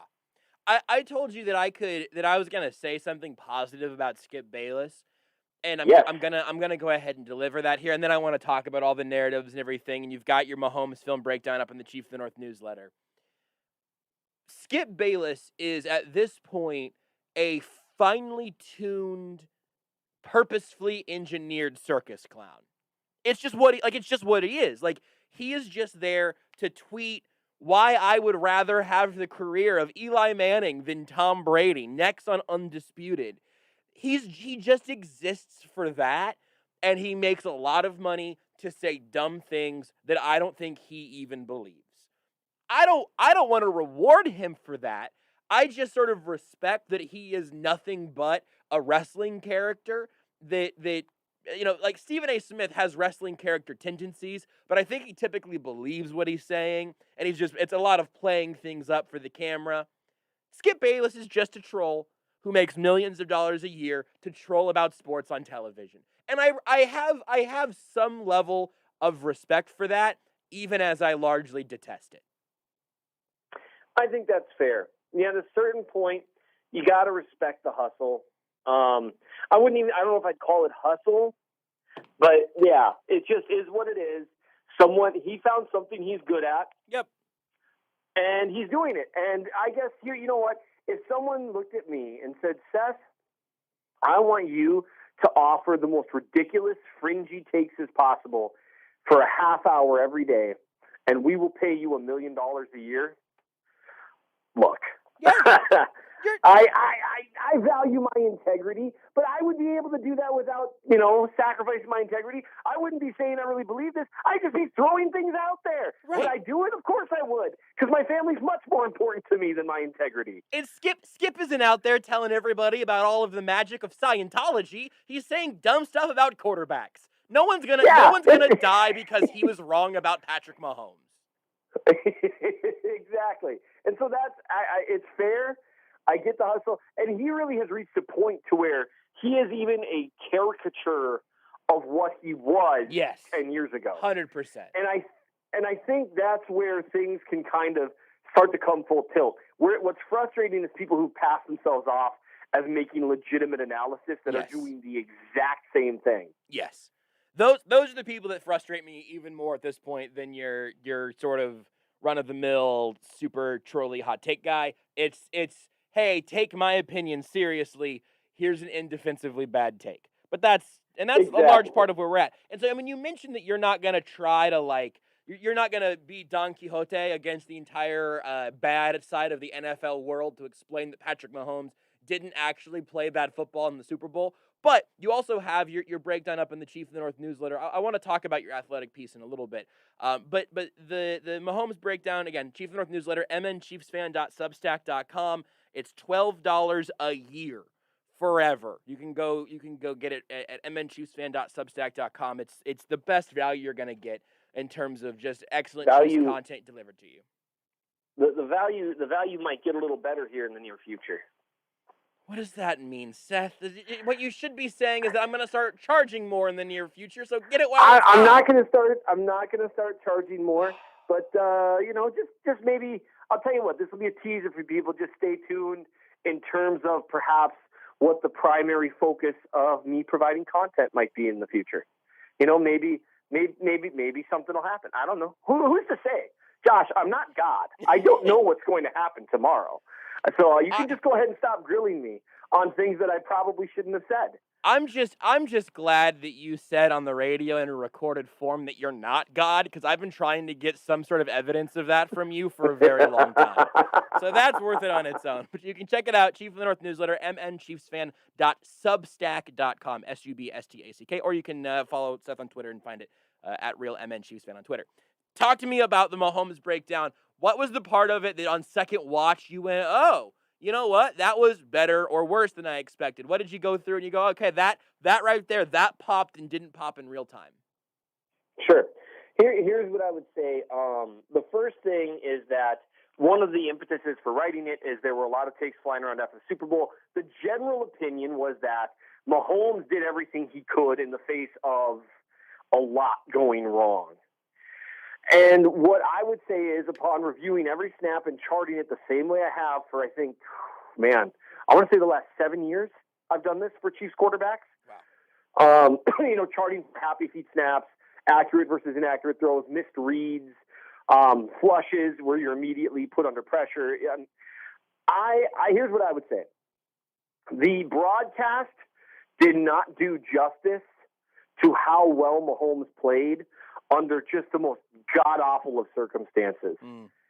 And that's what's fascinating to me is I wanted to examine, because there were a few voices among the crowd that was, well, no, Mahomes was, and this is, mostly fans of opposing teams, but you hear the people, Mahomes wasn't taking his checkdowns. Look, I reviewed the film. If anyone wants to argue that with me at some point on air, Josh, please give them some kind of forum to talk, because I will go through with them. Show me these plays. Because look, show it to me. You can DM me at JB Brisco. Yeah, you can DM Josh at JB Brisco. Show me these plays. And don't just show me one and say, see? No. I need you to chart every play. Tell me how often it happened. Because if it happened 2 or 3 times, I've got news for you. Every quarterback misses a couple, usually between 1 to 4 a game, depending on the quarterback. Mahomes misses less than most. And by the way, in terms of missed shots, as an actual missed open reads that he should have seen that were viable options prior to pressure. You want to know how many of those I charted? I would love to know. 0. Wow. None. Oh. Zip. Absolutely nada. And the thing of it is I go into these things intending on grading harsh. I actually charted Mahomes as a missed throw the first drive. McCole Hardman Could have hit McCole deep. I've had a bunch of people DM me basically saying, well, hey, but McCole slowed down. I said, yeah, but I try to grade these harshly because otherwise, fanhood can come into play and all that stuff. Mm-hmm. Here's the deal. What I did was I compared his numbers, created yards, multiple read snaps, his accuracy in and out of the pocket, number of plays he was flushed, how many drops cost him, and it wasn't just drops. We'll get back to that in a second. Potential interceptions, that sort of thing. Who was to blame on his interceptions? What happened on these plays? I compared it to his 2018 numbers, charting the same thing. He actually played a little bit better by the standards that I utilize, which isolate quarterback play from everything else. He played a little better than he did in his average game in 2018. We just saw the limit of what great quarterback play can do.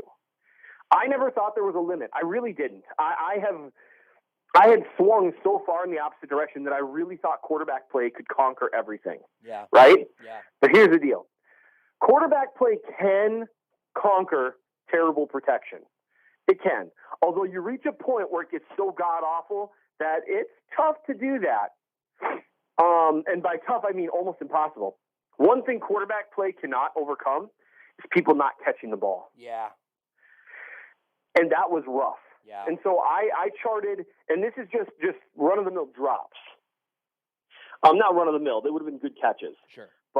And everyone knows this by now. You got the horizontal to the field throw. Look, I rewound it, looked at multiple angles, everything. That ball got in there before the defender got there. That was not a potential pick because he put so much velocity on it while horizontal. It was a ridiculous throw. Throw to Tyreek, same thing. The defender did not have a shot at that. Yeah. It was an incredible throw. First time. They lost 2 touchdowns, and they lost another crucial first down on a third down to plain drops. There were another 6 plays where Chiefs receivers allowed the ball to get batted down where they really should have been at least a 50-50 ball in terms of boxing them out. And one happened on a 3rd and long with Tyreek Hill on that interception. Basically, Mahomes made an incredible play, got pressured immediately, goes to his right, makes an unbelievable throw down the field over the top of the underneath defender, and Hill allowed the guy, rather than jumping up high, pointing it, boxing out, Hill allowed the defender to reach around him. I mean, he arrived a half second early and made contact, but it's not like the refs were calling pass interference or holding any other point in the game. No, so, it wasn't a ticky-tack game by any means. We and that's, at least all agree on that. And look, the Chiefs got blown out, so the refs, they were rendered irrelevant by that. But I mean, it was a garbage non-call considering some of the other stuff they did. But Hill still could have boxed him out and didn't. So the ball got knocked down and right into the hands of a defender. That statistically goes against Mahomes. Yeah. And you've got people saying, well, he threw 2 picks. Yeah. But the reality is it wasn't on him. The last-minute pick to Kelsey where he had to make a play. I mean, you had to. It was a 50-50 ball, and Kelsey allowed Devin White to just outmuscle him to the ball and knock him aside. Yep. And those, the game was over at that point. But as I went through this, we found the limit of what quarterbacks can beat. I charted 29 flushes.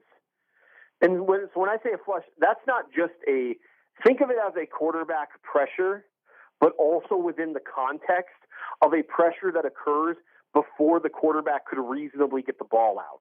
Because if there's pressure that's at the last second, and the quarterback just gets the ball, I don't count that. Right, he's not flushed out, sure.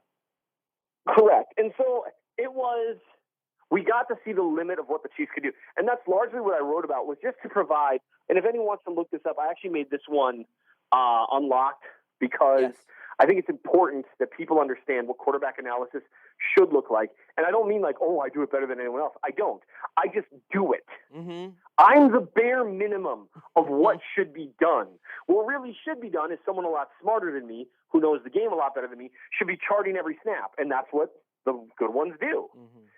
But it should be, you shouldn't be saying, he was missing open receivers. Tell me where, and let's examine it. And that's my biggest grief with some of the things I've seen about Mahomes post-Super Bowl, and it hasn't been everywhere, but it's been in some places, where they're saying he did things that when you watch the film, they're just not there. Yeah. And that, to me, it's somewhere between lazy and dishonest. And I don't know where on the line it lands. Yeah, because my inclination is to be like, so why do you think that's happening? But it's also not really up to you to answer because you've got the better example. It's just frustrating. It's frustrating that that's what generally passes as, if not good analysis, at least acceptable analysis. What I will say, then maybe you can give an answer on that is sort of within the realm of what you've actually looked at here, is do you have anything in terms of why it went that poorly in all of the places surrounding Mahomes? The offensive line, I understand being overmatched, but do you even have a working theory as to why the pass catchers had their worst games collectively all at the same time? Why it was so difficult for some of those guys to apparently get open with any consistency, acknowledging that the clock there gets sped up whenever there's pressure, obviously, at least for that part. Sure. What is that? I don't know. What's your best guess on some of that stuff? So in terms of, oh man, how to say this without, in terms of how things go, for one, both Kelsey and Hill just didn't have their best games. Yeah. In terms of contested catches. And by contested, I'm talking about the type of catches they normally make. Mm-hmm. Both of them had a bad day there. Yep. The Chiefs receivers did not do a great job handling the physicality of the Buccaneers. Mm-hmm. But they also, the game plan was not designed to beat what the Buccaneers did. Yeah. The Buccaneers ran a lot of cover 2 and cover 4 type looks, and they were really aggressive up front and then kept everything in front of them and swarmed to the ball to contest strong, right? Mm-hmm. Well, one way you can beat that is just by simply making the contested catches, which the Chiefs had at least a half dozen opportunities to do, some of which would have been big plays, like really, really big plays. And again, that's not including just the flat-out drops, right? If that goes another way, you're talking a very different game. And that's just one thing, right? So you had that go wrong, and then it is intertwined with the offensive line stuff. The offensive line was beaten as thoroughly as any line I've ever seen in any game. And it's tough to game plan around that, especially when the opponent knows that they can do it, and they can do it with just their front four, which means their linebackers can cheat for screens and for other short throws that you generally would use to try to combat pressure. And so there's no game plan for we can't block them, is how Chris Brown phrased it. And that's a really great way of thinking about it, is it's hard to game plan around we literally can't block them. We can't do it. There's a reason why people don't say, when regular college teams are facing Alabama, well, why aren't they scheming up better protection? It's like, well, because even when it's 7 blocking those 4, they still can't block them. And now they only have 3 guys running routes against 7 guys in coverage. Yep. And so the Chiefs, it's not like they never tried to bring in help to protect, but when they did, the Bucs didn't bite. They still kept 7 guys back in coverage, and they just flooded any area. They bracketed guys. They just didn't allow for it. They played really, really well. Yeah. That's the other thing. They've got a good secondary, but the Chiefs have beaten better secondaries. They had a game plan that looked like it was largely designed to beat man coverage, to test the field deep. It just wasn't. They really. I've only seen Andy Reid out schemed and out game planned a handful of times, but it's not like it's never happened. We actually just watched, an Atlanta game where the Chiefs shot themselves in the foot quite a bit too. Yeah. But the Atlanta played a really good game. And so I would just say it was a combination of they just didn't play well, even when they got open. So when you don't play well, it reduces the percentage of times that you get open, right? Mm-hmm. And when the offensive line isn't playing well, it reduces the percentage of times that there's time for people to get open. And suddenly the Venn diagram isn't matching up as often as it is, times where they get open, times where the blocking is there. Normally for the Chiefs, that Venn diagram is like 80%. Whereas here, it was at virtually 0. And that's where Mahomes had to run around and attempt to make miracles. So I don't know if that explains it pretty well, like an idea of a Venn diagram. But when your percentages of times that good things are happening get smaller and smaller for each individual event, the odds of them overlapping and creating a good play become exponentially smaller. This is not your fault in any way whatsoever, but it's such an unsatisfying explanation. Just because it's not, that's not supposed to happen with this team, and it basically never happened. You mentioned the Atlanta game, and that's, I think, a fair comp, but to just say, like, yeah, the coach that we all know is really, really good, he got out-schemed, and this offense that we know is really, really good pretty much had its worst game everywhere except for quarterback, and then the quarterback couldn't succeed with no offensive line or receiving help. So that's what happened. Like, I mean, I've said this now 50 times in some form or another, where I think that it was extremely surprising and extremely frustrating, but it wasn't complicated, just the way that everything sort of fell apart there. It's just frustrating because if it was complicated, we could theorize some. We could try to make the most of it, and it's just nope. Right. It's just frustrating at every turn. One thing that you kind of alluded to that you went into more detail on in your piece on The Athletic right now is about speed on defense, and you wrote a little bit about both defensive units and specifically both groups of linebackers.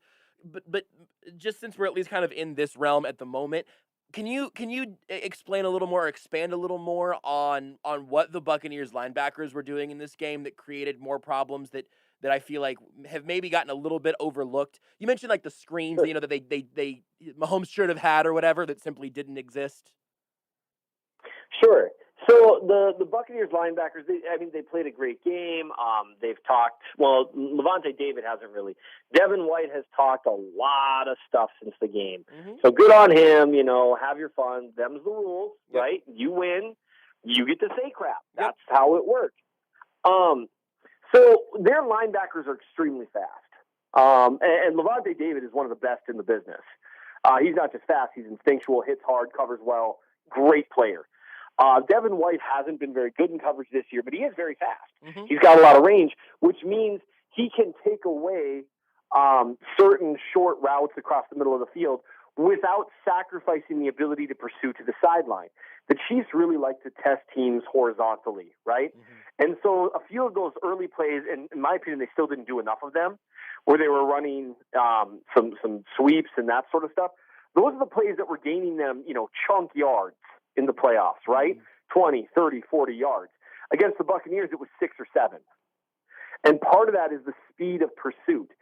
That's something, if you've got a couple linebackers that can pursue very, very well, you turn 20-yard gains into 7-yard gains. And people might look at that 7-yard gain and say, wow, that's a negative play. But it matters that it's not a big play. Yeah. Right? Yeah. And it's a similar thing with safeties. You and I have often talked about this. A safety's job, among many other things, but it's, you know, the biggest one, the safety of the back end, is to take bad moments and make them either not bad or not worse, right? It's like, oh, man, that was still a 30-yard play. Well, but because of a terrific tackle, it wasn't a 70-yard touchdown. Yep. Those things matter, and the NFL often turns on big plays. And for the Chiefs offense, it's often turned on big plays. And so their inability to make some of those big plays happen sideline to sideline. Now, again, the Chiefs didn't call enough of those, in my opinion, in part because they can help slow down the pass rush. But even the ones they did call, some of those sweeps, some of those looks to the sideline, they weren't able to get the same yardage and the same ground there that they've gotten. And that's largely due to the fact that you've got really fast sideline-to-sideline linebackers who I think fit the modern NFL better than your traditional thumper types. And I think the Chiefs can take a lesson there, especially with how Tom Brady and company attacked the middle of the field, specifically avoiding Tyrann Mathieu. They didn't really, like, people can talk about the receivers and the Chiefs cornerbacks, you know, not having a lot of names there, but it's not like the Patriots. Every time. You look, you made it 35 minutes into this segment before you did it, so. It's not like the Buccaneers receivers had these huge days. No. You know, they drew some important penalties. I guess if you want to count that. Fair enough. I'm gonna give you the numbers on this because I went and I did the ding dang math, and I wanted at least, for all the things that I did have to eat absolute dookie on after this game, I'm not gonna accept it on this one because it honestly, like you said, the Chiefs corners in this game and the secondary really did all right. The Chiefs allowed a total of 8 receptions for 62 yards to the Buccaneers wide receivers. Gronk had 6 for 67. Now, you want to add Breeland on Evans' pass interference, that's fine. Snead was the one that got cooked on that long Gronk touchdown. But 8 for 62 for Mike Evans, Chris Godwin, and Antonio Brown, I'll take it. Yeah, thanks. Yep, absolutely. And these are important things to note. And so the thing that they kept testing, though, was the middle of the field. They were avoiding Tyrann Mathieu, and they were specifically attacking, and they did a great job with play designs. They had some tendency breakers where they were running the ball a little differently than they normally do. Their play action stuff was top notch, but they were attacking Ben Neiman and Dan Sorensen in the middle of the field. And Sorensen, And who could have seen that coming, Seth? Who could have seen that coming?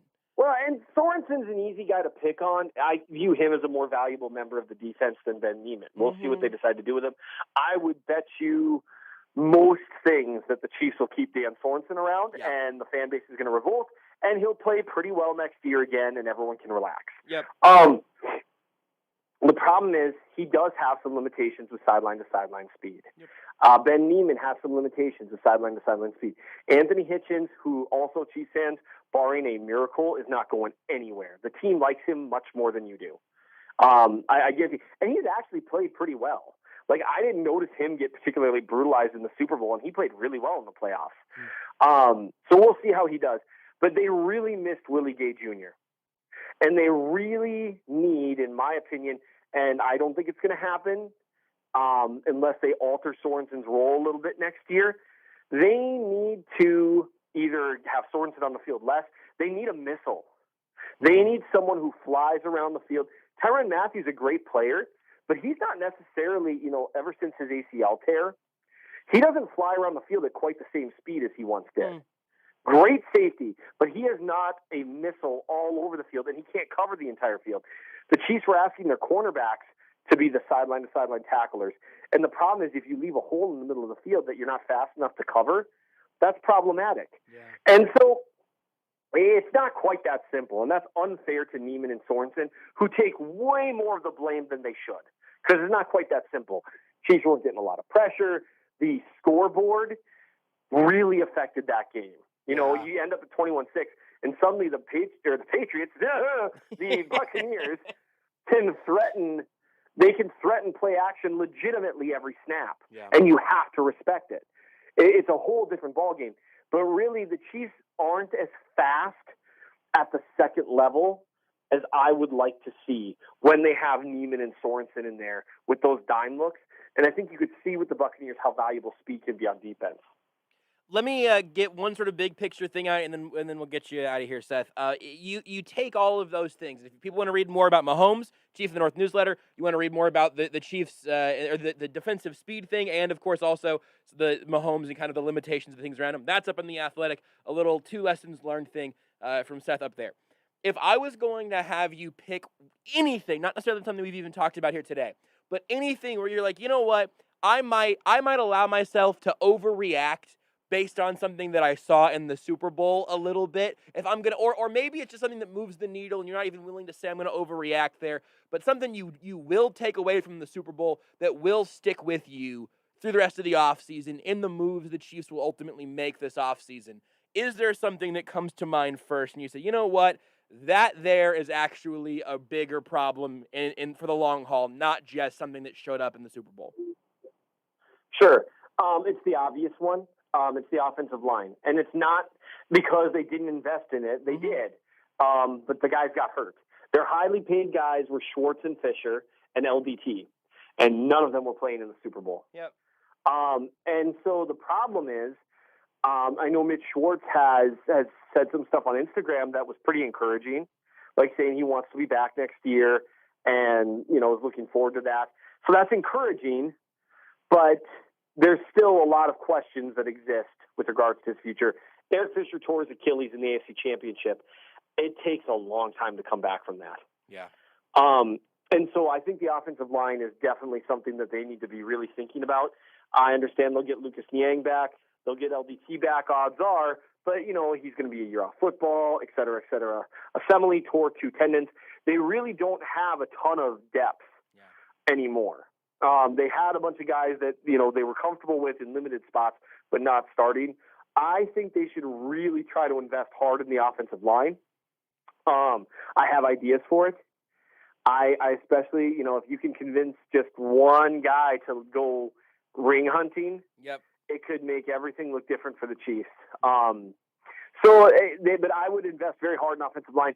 The other thing, I'll give you 2 for, because it's not overreacting to say a few things went wrong. The other one is that, Hardman, Pringle, Robinson, they were not able to step in when a team was just going nuts trying to defend Hill and Kelsey.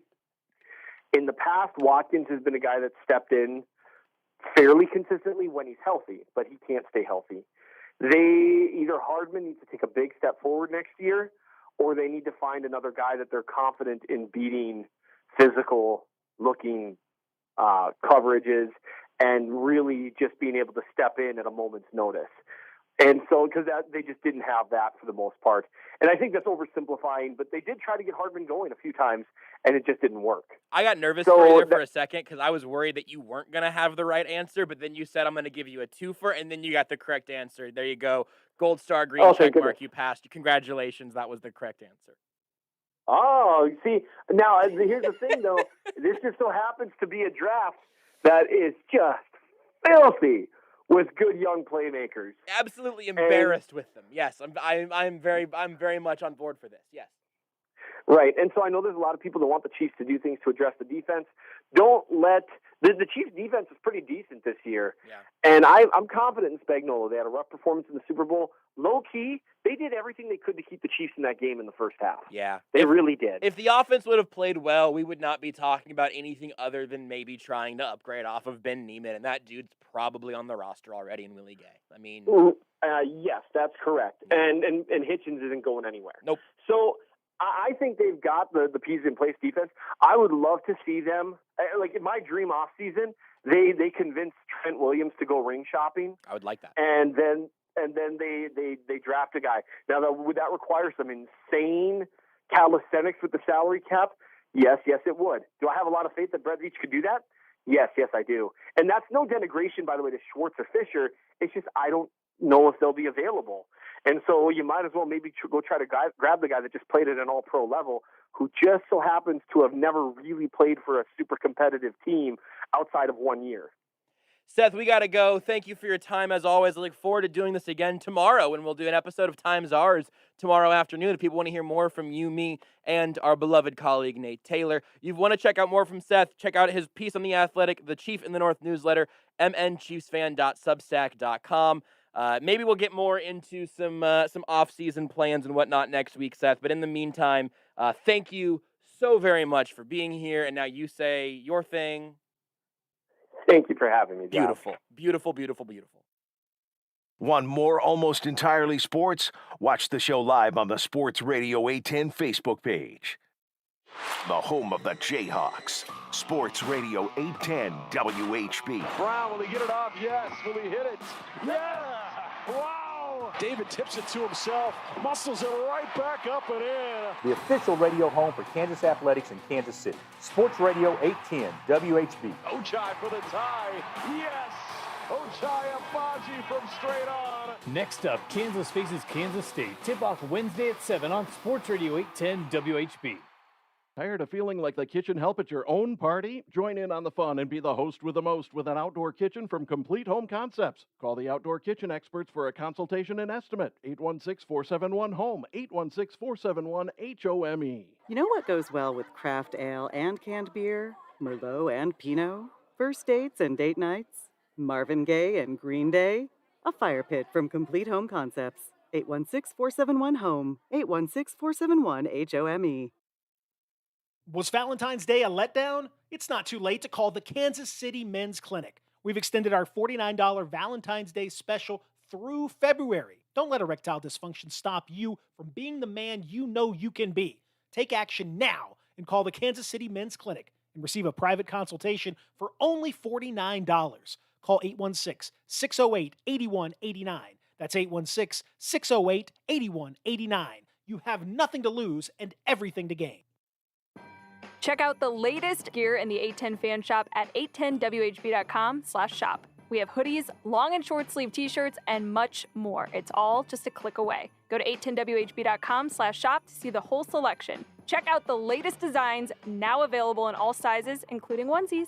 That's right, 810WHB.com/shop. The 810 Fan Shop has something for everyone, and we have new gear dropping all the time. Go to 810WHB.com/shop.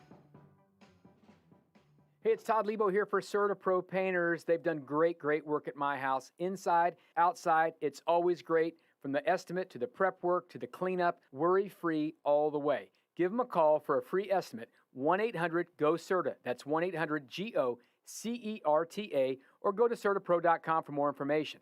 Now is a great time to update your home. There's no reason to wait. Call 1-800-GO-CERTA or visit CertaPro.com today to experience the CertaPro Painters difference for yourself. It's CertaPro Painters, proven and trusted experts in painting. Mike, room 4 is ready to go.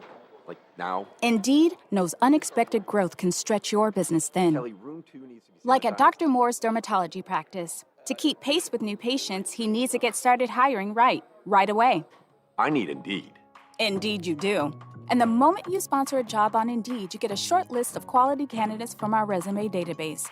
Visit Indeed.com/credit and get a $75 credit for your first sponsored job post. Terms and conditions apply.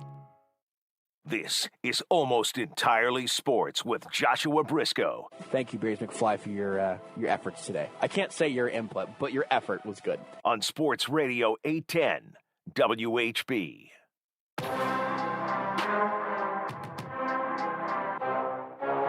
Thanks again to Seth Keysor for joining us as he does every week. The least you could do is do yourself a favor and check out the Chief of the North newsletter. I honestly, back from the beginning of our conversation, do not know what he was teasing there, where he said he may have said too much and that there's something else that's going to add to the value.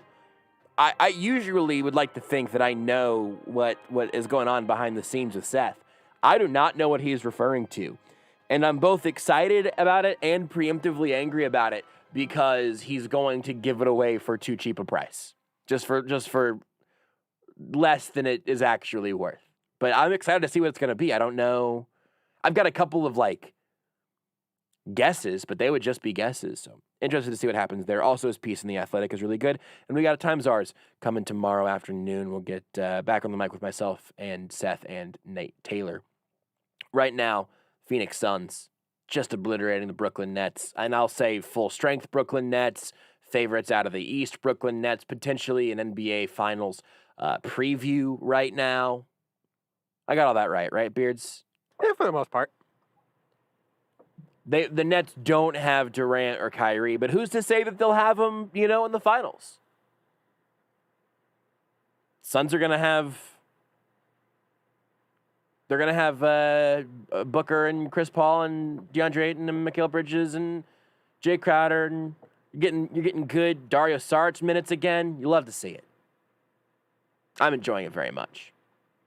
I won't do play-by-play for the last 7 minutes of the show, but I am going to enjoy the fact that that's happening on the screen in front of me. There are a couple of things that Seth mentioned there that I did want to circle back on, and that I thought we may eventually talk about in today's show, and I guess we'll get to it here right at the very, very, very end. But I really do feel like there are at least two really good and correct answers to the question that I ended with Seth there on about what are you willing to overreact on from the Super Bowl? And I keep framing it that way because the Chiefs made it back to the Super Bowl. To the idea that they've got to do some sort of major overhaul is, of course, a little bit of an overreaction. But if you say, hey, what's something that I'm going to put an outsized amount of emphasis in because it went poorly in the Super Bowl, the secondary, as we talked about, the quarterback play, I think was pretty good.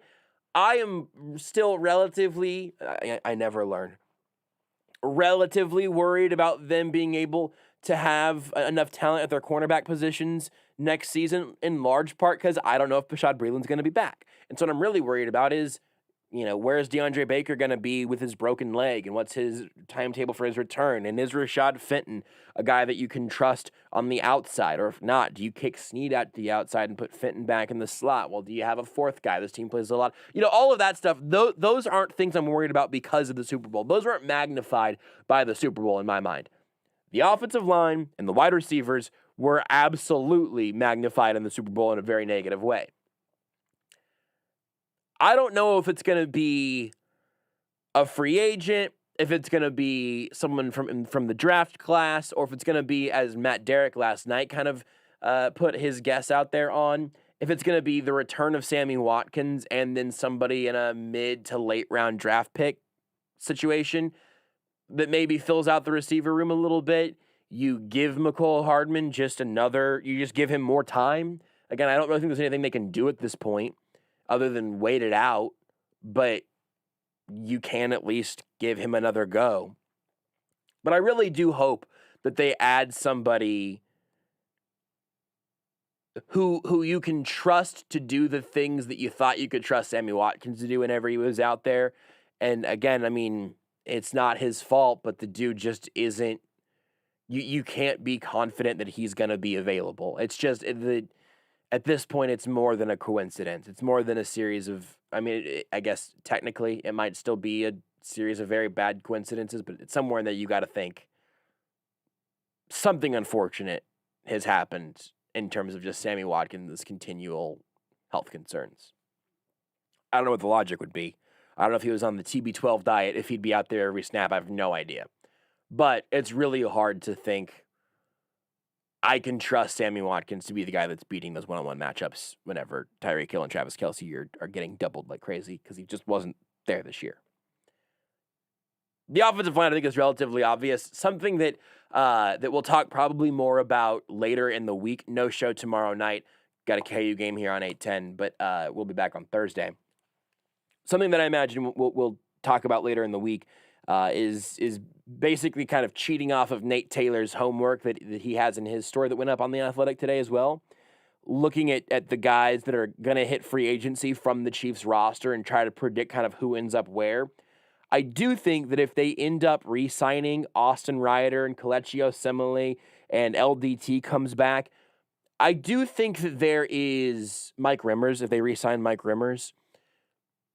I do think there is a path to have a relatively solid offensive line that is automatically better off than even the Super Bowl offensive line was without even adding anyone new just because you've got health back. I don't know what Kelechi Osemele's timeline is going to be. I really don't know about Eric Fisher's timeline. Osemele got hurt really early in the year. Obviously, Fisher got hurt in the AFC Championship game, so I'm nervous about him. Really no idea about Mitchell Schwartz, if he's going to be back, he's going to retire. I don't know.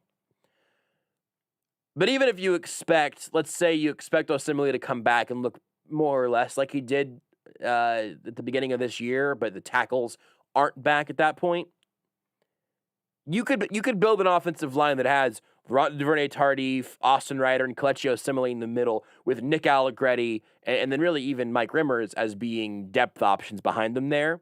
That's pretty all right. That's okay. It's not remarkable. You're going to have the same interior offensive line issues that you had in week 6, 7, 8, 9, 10. The tackles are a little bit up in the air. You've got Lucas Niang coming back. You've got Mike Rimmers. You probably need to do something else. If you have Rimmers playing right tackle or if you think Niang can be, it's not an absolute abject disaster like it ended up being this year. Andrew Wiley will also be in the mix. He's a restricted free agent. I expect him to be back as well. It just, I do think that's the place where you've got a magnifying glass on that position in its absolute worst state in the biggest possible game. It's going to require some tinkering, but I'm not sure that it's completely disposable at this point. I hope Osemele is healthy. He was a lot of fun whenever he was still out there for the Chiefs. Thanks to Seth Keysor. Thanks to Sterling Holmes alongside Rudy Salazar and Beers McFly. I'm Joshua Brisco.